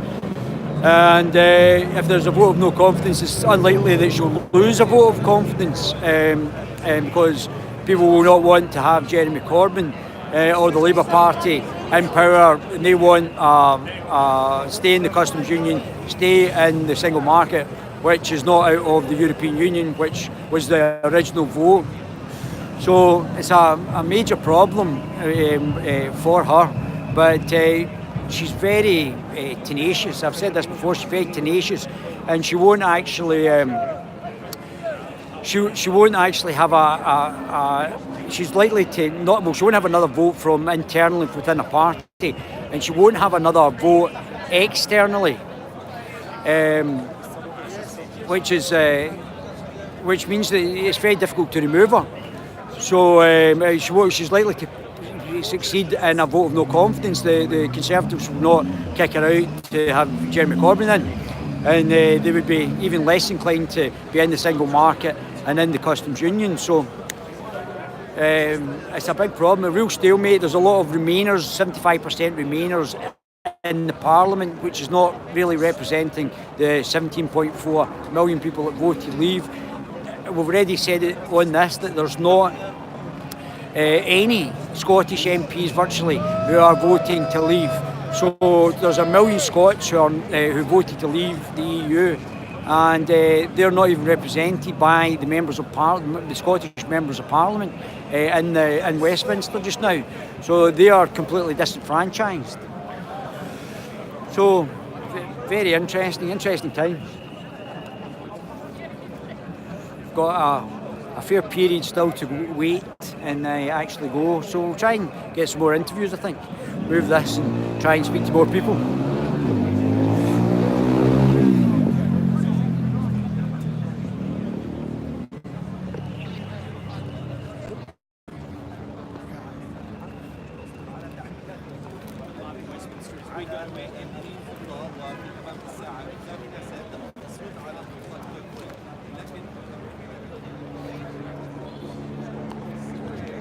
You look as if you charged. Yes, I'm in the process of charging, Freddie. Yeah, it's fantastic. You have a right. Yeah, I've seen that. Yeah, that's fantastic. So there was a wee issue there with the 230 nation. So 230 is the total number, but you're counting Abkhazia, you're counting South Ossetia, and so on. Okay. Yeah, we put that. Yes. That was put on the group. But I mean, 39 billion. 230 is actually there. Is it? And that includes the other 27 in the EU. So we'll just read these out for the people who can't obviously see it. So we leave the EU. WTO right now. rules Brexit. Are we going to, Sue, this is the interesting thing, are we going to have WTO rules, or are we going to have zero tariff trading? Because WTO means that there might be tariffs. WTO rules leaves the door open to tariffs. However, bearing in mind we import, especially from the sort of countries who probably might try it on with us, which are the EU states. Yeah. Everyone else will be overjoyed. Yeah. It's only the EU states we're talking about. But we're importing Since more than we're import exporting. a lot more, Yeah. and if they want to play tariff games with us, we could have a very simple proposal. Yeah. I'm a mathematician. Yeah. All we need to say is, whatever tariff percentage you impose, Yeah. we'll impose twice that percentage. And that will swiftly bring them to the conclusion that they should get to a 0% rate. So, because twice zero is zero. And I don't know what the tariff rates we have with the US, but I mean, obviously if we do a zero tariff rating with the US as well, that's... The US are our friends. They will not be throwing barriers in our way, unlike the EU, who have shown that they are not our friends. They are our enemies, and the EU is also the enemy of all countries in the European Union. Yeah. They are an institution of their own. Yeah. They are bad for all Europeans, not just for the Brits. So is UKIP going to have a zero tariff proposal for America as well? I would imagine so. Yeah, yes. and is that going to be common with all nations? Free trade is a good principle. if things... Because it's basically a tax, isn't it? I mean, it's a tax on... Also, it's an inefficiency. Tariffs represent inefficiency, as tax does. It subsidizes those who are not capable of producing things. So we are at the expense of those who are capable of producing things economically. And it's going to cheapen all the goods for people Absolutely. in the UK. Food prices are going to go down as a result of this. No more of this EU protectionism and common agricultural policy nonsense. We'd be able to get food from the rest of the world. New Zealand, America, Canada, India are all gagging at selling us their produce without going through EU barriers. I love mangoes. 3 years ago, the EU had the audacity to ban the importation of Indian mangoes. Yes, There was such an outcry that they had to remove it. They had some cockamamie excuse as to why they were doing it. But it is in their nature to interfere. These people are socialists. Bureaucrats. They don't, and bureaucrats as well. But socialists is even worse. They do not understand business. How many of them have run businesses or ever accomplished anything off their own back? Very, very few. And very much a globalist corporatist sort of. It's not. They're not. Oh yes, they're indeed. They're not actually. They are. So, we all know socialists need to be in league with certain types of big business. In this case, it's the hugest multinationals. Parallels with Nazi Germany are very unwise in general, and I will not be tempted, other than to say that while the Nazi Party was a National Socialist Party, Hitler was on excellent terms with German industrialists. One of the UKIP, of course, he had to be. Well, one of the UKIP members brought up in the European Parliament that National Socialism was socialist. That is a very unpopular truth to tell in the European Parliament. Truth is a dangerous commodity in the European Parliament. Indeed. It's basically National Socialism is right-wing socialism, authoritarian socialism. It is indeed. But socialism in all its types, it just doesn't work. It's a nice idea, like communism. It's a very lovely idea, but not for human beings. It works for bees. It works for ants. We are neither bees nor ants, nor is evolution heading us in that direction. I just heard David Lammy there. Oh dear. Oh dear. Oh dear. Talking about a second. Is he going to resign as MP? No, he was talking about a second referendum. Well, he could probably count up to 2, that's what I would have thought. Diane Abbott might make it to 3. But we're not giving them any second referendum, so it's not going to be best of 3. It's going to be best of 1. And it's already happened. We won, end of. I'm only here to smile, really, at the misguided people here who think that a few people shouting in Parliament Square and yelling and making fools of themselves and behaving like their homes are in trees are actually going to overthrow the largest vote ever held in the United Kingdom, that is, ever, the referendum of 23rd of June 2016. The total number of people voting, 34 million. This was unprecedented. And it was a high turnout, 70% plus, and 1.3 million more voted to leave than voted to remain. End of. That's a 7.9% difference. People who aren't very hot on maths get a bit confused about the numbers, but 7.9% more people voted to leave than voted to remain. And that is conclusive. Even if it had been 0.01%, it would have been a victory. But this was a large victory as well. Why do you think? Simple as that. Why do you think UKIP? I mean, 17.4 million people who voted Brexit. If they all voted, because UKIP, they trust. Because the reason that they haven't so far is because they've wrongly trusted the Tories. It's very evident it's wrongly. But a lot of, I mean, like the Anna Soubry, that One Nation, but the One Nation Tory TRG. You're going to spoil my tea, mentioning first David Lammy and now Anna Soubry. Well, what's next, Jeremy Corbyn? Anna Soubry represents the TRG, the One Nation, the liberal, authoritarian liberal strand in the actual Conservative Party as well, and she basically represents that constituents, but she is representing a seat that was 55% Brexit. Broxton. Or leaves, Broxton, indeed. Yes. Yes. And is she misrepresenting her constituent then? Anna Soubry's construction of the word democracy is one which would be quite interesting for somebody who is into some form of grammatical manipulation and distortion of the English language, but not to somebody who actually values clear speech and clarity. When democracy suits Anna Soubry when it suits her, and when it doesn't suit her, then democracy is redefined to her own means. But I mean, if the 17.4 million or even a percentage of that started to vote UKIP, it's going to be a complete revolution. I think Yes, indeed. I think it's a shame that Nigel left, because I think what Gerard was doing with the party, and they really turned it around. And with Nigel being in it and the rest of them, I think it was for Tommy Robinson to make the issue out of Tommy Robinson. And Gerard seems to understand the problem with Islamism. Tommy Robinson is not a member of UKIP, Yeah. nor, as I understand, can he be a member of UKIP, Yeah. because UKIP have a blanket ban members of certain proscribed organisations. Yeah. There is no ban to Tommy Robinson joining any of the other major parties, because their rules do not have this. We have this rule, we have not made exceptions to it, and I do not believe that we will be making an exception to it. Is somebody courage? He has spoken out and taken risks. And in that, at a personal level, I commend it.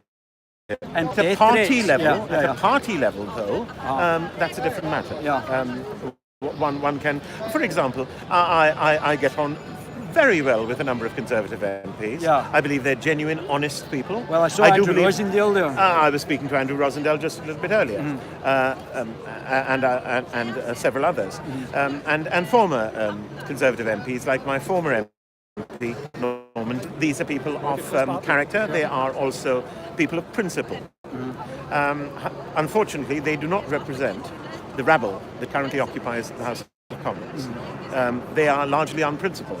I believe 10% of the people in Parliament, MPs, are Brexiteers, true Brexiteers. 20% are true Remainers. 70% are neither. Not because they're undecided, but they're merely sheep. They will go with political expediency. They will do what will yield to them the greatest personal rewards. This is a travesty of what Parliament should be. Parliament should be a selection of the best people in the country, not riffraff. And many of them are simply that, riffraff. Well, they're certainly politically flexible. Flexible? Oh, what a delightful word that is. I think I understand it. It means they tell lies, does it? I prefer to call a spade a spade. You mean they're liars? Yes. Prevaricators. Prevaricators. We'll use a word that would pass Burko. Prevaricators. So, have you done? I mean, obviously, being a mathematician, have you done your political arithmetic? Do you think she's going to get the deal through? Every bit of logic tells me she's going to lose heavily. However, you never know. I have researched a certain gentleman whose surname is an anagram for Brino BS. That is Brino bullshit. And if you put those letters together, BRINOBS, you wiggle them around, you get ROBBINS, which spells Robbins to me. Now, this man has been misguided, I'm being very kind, since he was a mere stripling, since he was a youth. In university, he was associated with a group, and of this I am absolutely certain, which wanted the dissolution of nation-states, in effect, the United States of Europe. A misguided idea, if there ever was one. Why are these people so against diversity? I'm all for diversity. I want Switzerland to be like Switzerland, Austria to be like Austria, Hungary to be like Hungary, and Britain to be like Britain. Well, that does not make me anything other than a sensible chap. Well, let me ask you a few questions on the back of that as well then. So, do you believe that there's moves towards a one-world government? One step at a time, I think they go. I really have no idea. These are ideas which may be good in the very distant future. I'm talking about the very distant future. But the road to hell is paved with good intentions. And along the way, it will cause economic war, and economic war causes real war. But it's one thing they don't talk about. Well, there's three things that they've already done that it's never been addressed by the mainstream media. They've already done the Barcelona process, the Union of the Mediterranean, the Marrakesh Declaration in the UN Charter. Well. Well, if I want to say that I think uncontrolled mass immigration is a crime, I want to be free to say it. I want other people who want to disagree with that statement to be able to argue it and to put their own points of view, but I want to be able to express my point of view. If that UN Charter is incorporated into our law, as I fear our civil servants will be wont to do, and tempted to do, and pressed to do, that would criminalise any criticism of immigration, including of mass uncontrolled immigration. What are great ideas for the distant future can be horrific ideas for here and now.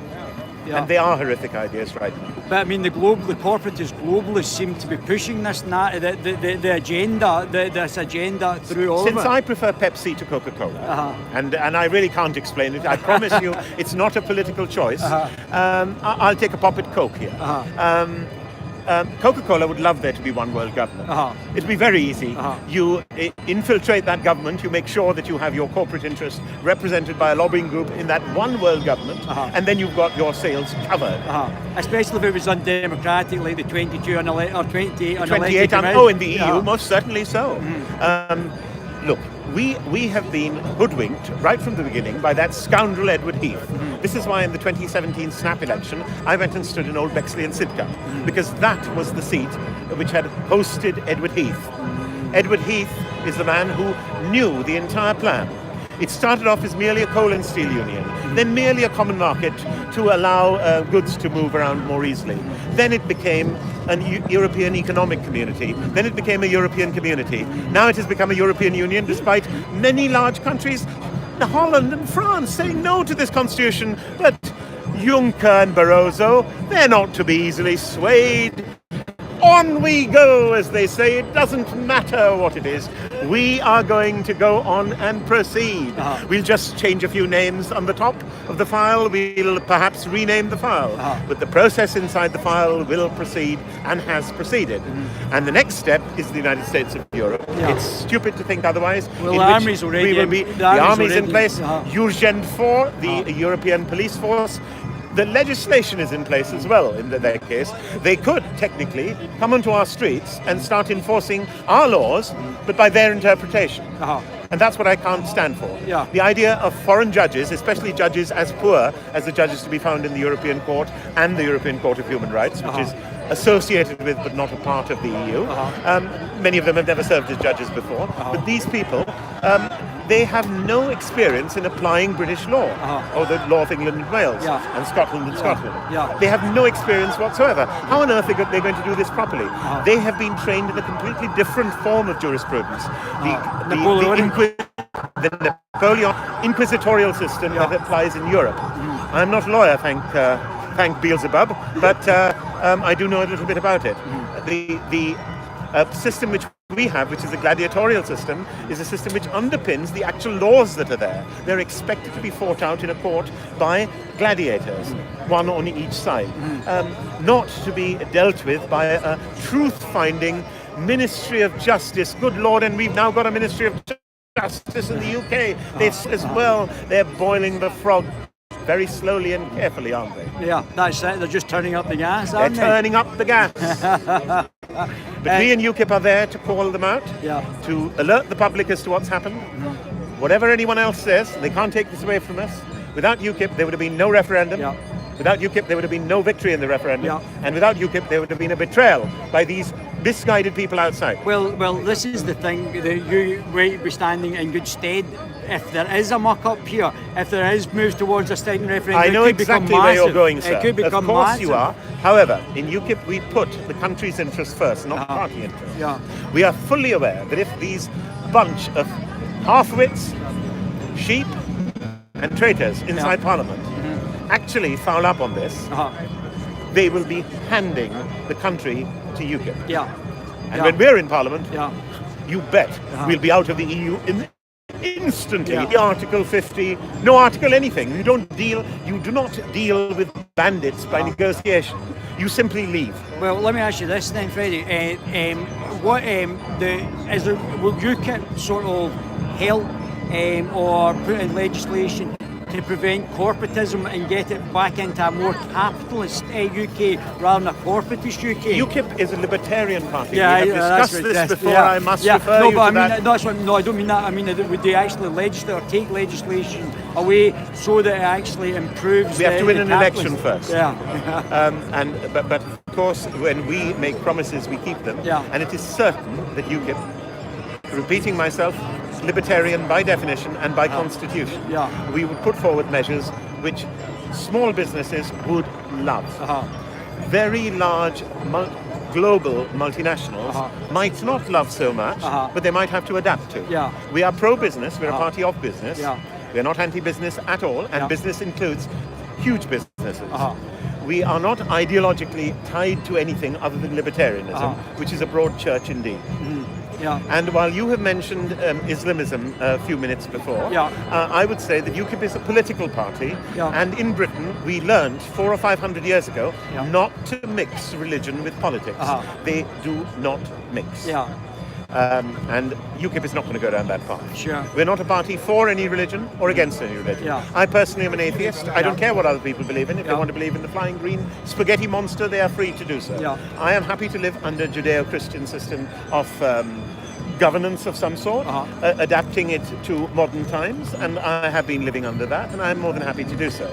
I would be more worried about living under more authoritarian religious regimes, where they extend the remit of religion into personal life and the state and politics. That would make me very, very uneasy indeed, and I would not tolerate or want that. Nor would any right-thinking person want that either, whether they're an atheist like myself, or whether they're Christian, Buddhist, Muslim, Hindu, whatever. Keep religion and politics separate. Works better. Well, Carl Benjamin looks like he's doing a fantastic job just now. Some of his stuff's just amazing on YouTube as well. We are referring to the gentleman from Akkad. Mr. Sargon of Akkad. Yes. Yeah, amazing stuff. He's a really, a very intelligent guy as well. I had the pleasure of meeting him just the other week there as well, face to face. We have chatted great length over the phone, and I did let him get more than a few words in. He's very, he's brilliant. He's really well researched on his stuff as well. He really understands the political I wanted nuances. to double check whether he did, and I was completely satisfied myself. So I refrained from suggesting that he came into London for a briefing session, because he doesn't need one. Yeah, well, he certainly doesn't. But Similarly, Paul well, Watson. I asked Paul Joseph Watson if he was going to stand, and I was a bit disappointed. He said he didn't want to stand, but I think Paul Joseph Watson he's a very intelligent guy as well, and he's got a lovely dimple in the side of his head. So you can tell from that dimple, as I've told him, when he is pulling your leg, he sort of you can tell. He's a nice guy. He's able to speak across to people, but he doesn't want to go into politics, and that's the thing. That's a shame. Well, that's his right. That's his can right. understand why. Can one not? Because one gets involved. I have a fairly thick hide, but sometimes it has been tried. For example, I've been called a racist twice today. Now, for heaven's sake. Well, there's only one race, it's the human race, isn't there? I'm a mixed race myself. I wasn't born in Britain. I'm a first generation immigrant. But of course, one is dealing with ignorance fueled by lies told by the mainstream media. Of course. Abolition of the BBC as such, breaking it down, we're happy to tolerate some parts of it, and their wildlife programs are absolutely superb. I'm a great fan of Fawlty Towers. Lots of wonderful stuff they've produced in the past. But their political interference for a state broadcaster is unacceptable and disgraceful. Well, I know that from UKIP is to actually end the licence fee, but would it not be better just privatising the BBC? Privatising the BBC? Yeah. That sounds far too kind. It gives the BBC the opportunity to raise more money. Salami first. Yes. Chop them up into little bits first. And they can't have this this huge behemoth, this monolith working against democracy in this country, making up the news every day. I have tussled with them any number of times. They don't play, they fib, they lie, they distort the news. And as I have assured people, you cannot learn the truth by watching the BBC, because news they cannot spin, they simply don't report at all. Well, I mean, if we have a large crowd, a huge crowd of people on our side, you can be sure the camera angle will be as low as possible. If we have a large crowd, it'll be as high as possible. It's as simple as that. When it has been analysed by some other people who share my views of the BBC, that it is entirely biased, the biased broadcasting corporation, that when we are interviewing people with whom they are friendly, it's eye on eye. But when it's people who are not, it's off camera, which makes them look shifty. And if they figure out which camera is recording, the blighters switch the camera. So you're left looking here, there, and everywhere. Oh, I figured all this out a long time ago. No, the BBC are a disgrace.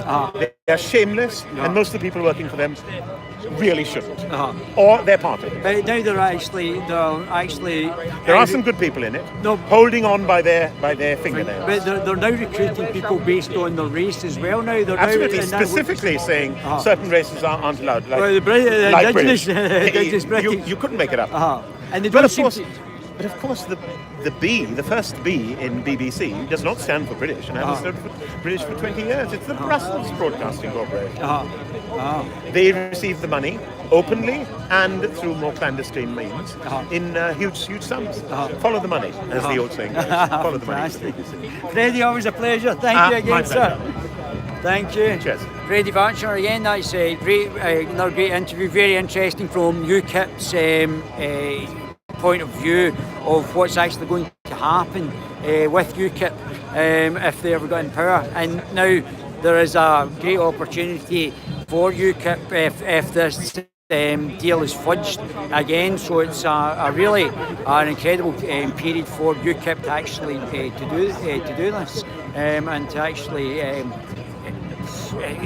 to grow in the polls again since Nigel Farage took them to winning the European elections. If this is fudged, I mean, it's a real problem for the Conservative Party if they do fudge the votes. Let me just see, there's I think there's one of the head of the DUP. Hi there. Hi there. Not too bad. Have you? I'm from the Guerilla TV channel. Can you have a wee quick chat? Are you good there? Can I get a wee chat with you after? Is that okay? Are you going to go back? I've got to go back. Thank you. No problem. Hopefully get you later on. Thanks very much. So that was the head of the DUP there. She's a bit busy to actually have a chat.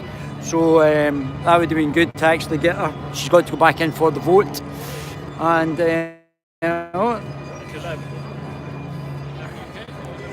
so a lot of the MPs are now getting ready to actually vote on the actual vote.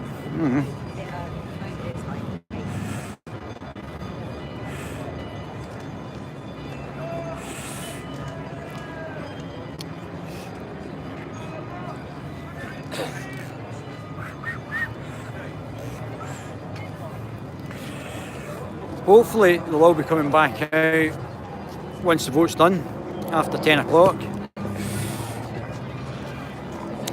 So, got to walk past here.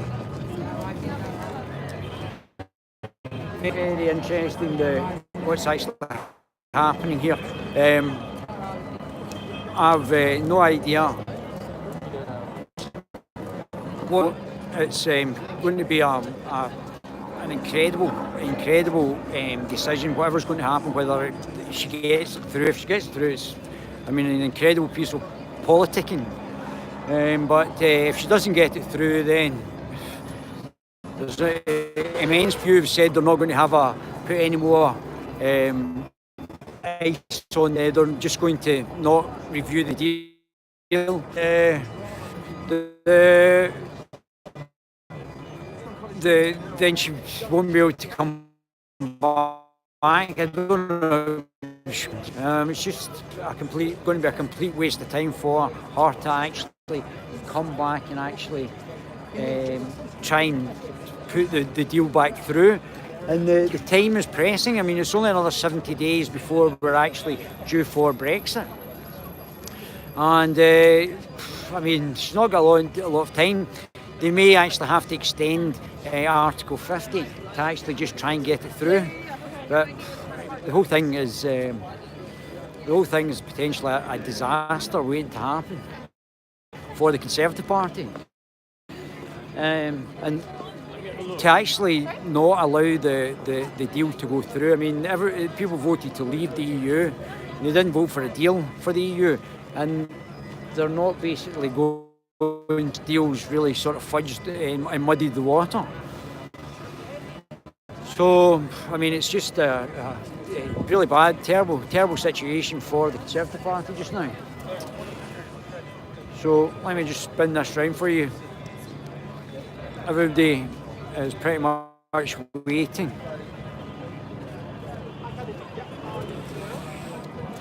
Let me just go. John Curtis was there, and he basically John Curtis, Strathclyde University, one of the best political pundits in the business, got the last election exactly correct from exit polls. We'll see if we can speak to him. I think he's waiting for an interview, mind you.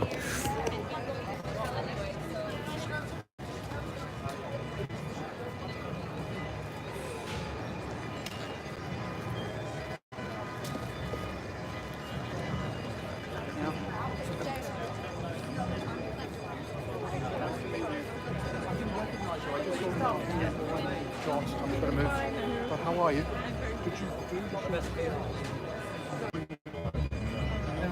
No. Who's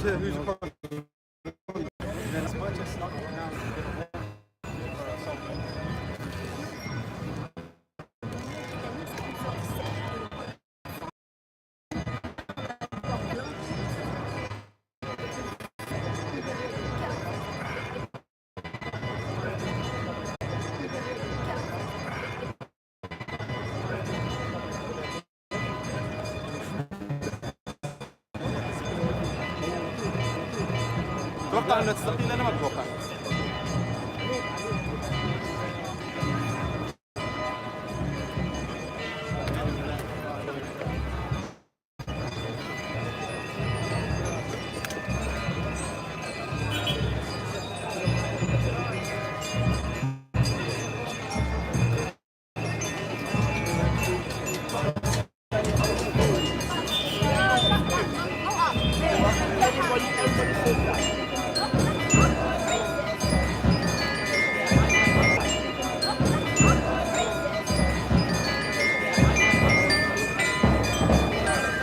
How are you doing, sir? You okay?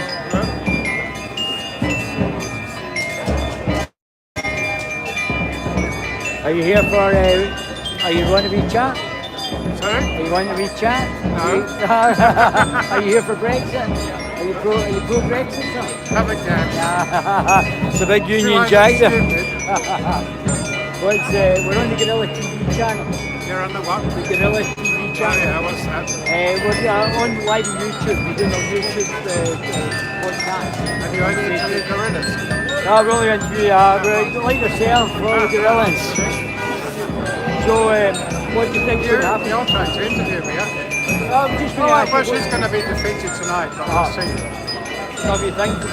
I think most people think Yeah, the numbers don't stack up, do they? Well, no, that's the deal. The whole thing is mad. Not good. But I'm hoping for a resignation by 10 o'clock. Do you think she'll go? No, but I think she should. She's great, she's like Olympic. She doesn't give up. It's very nasty, isn't it?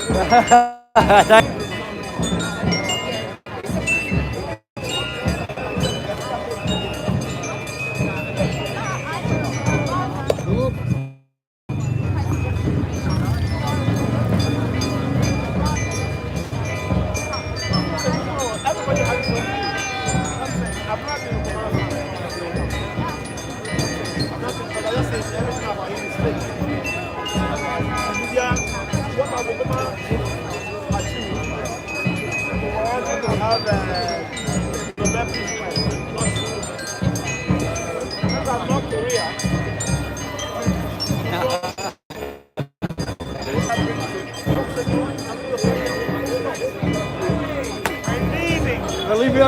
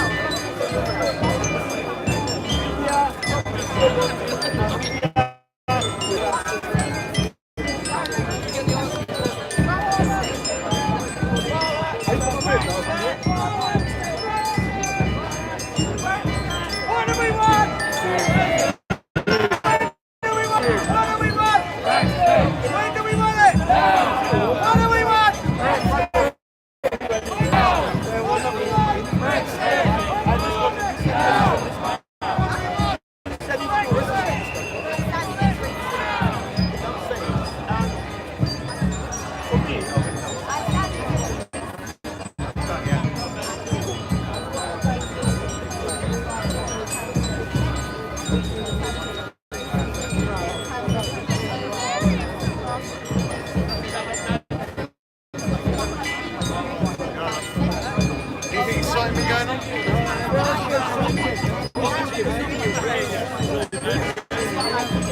And it's been funny. It's a funny one. It's like it's a big day. It's weird, and no one here wants it to pass. Well, that is yes. Men are united very heavily right now. But they have some misguided belief, of course, that this is going to lead to a second referendum. Or a general election. Better not. Why is that? In that case, it'll be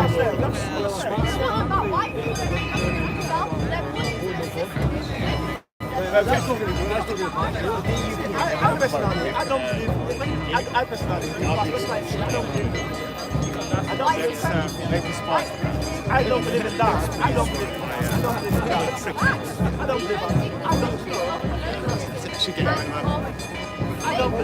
believe in that. You broke my hat. Oh, we met outside the US. Yes, I remember you. Happy New Year. How are you, sir?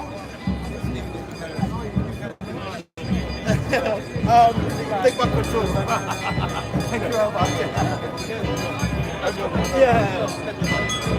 It's nice to be with you, my dear.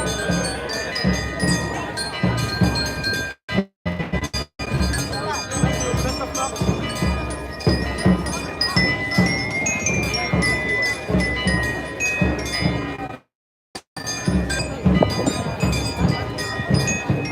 What time is it?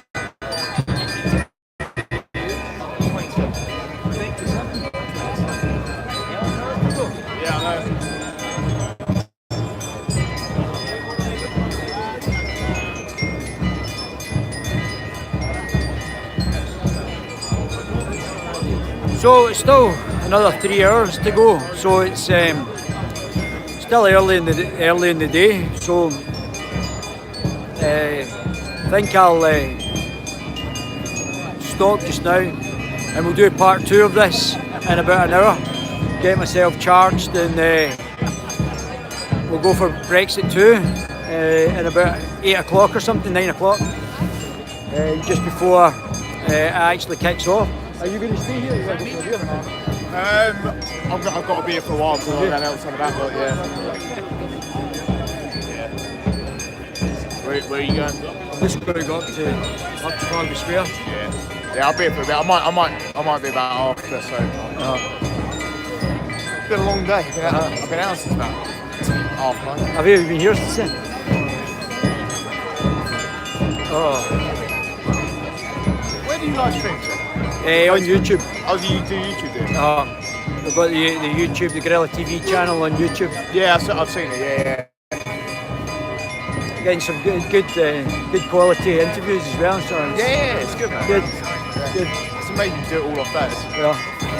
Well, so I think I'll stop just now because it's still early. We'll come back. I'll get myself charged and I'll come back, and we'll redo this closer to the 10 o'clock when we can actually get the decision. Okay guys, thanks very much for tuning in. We'll be back.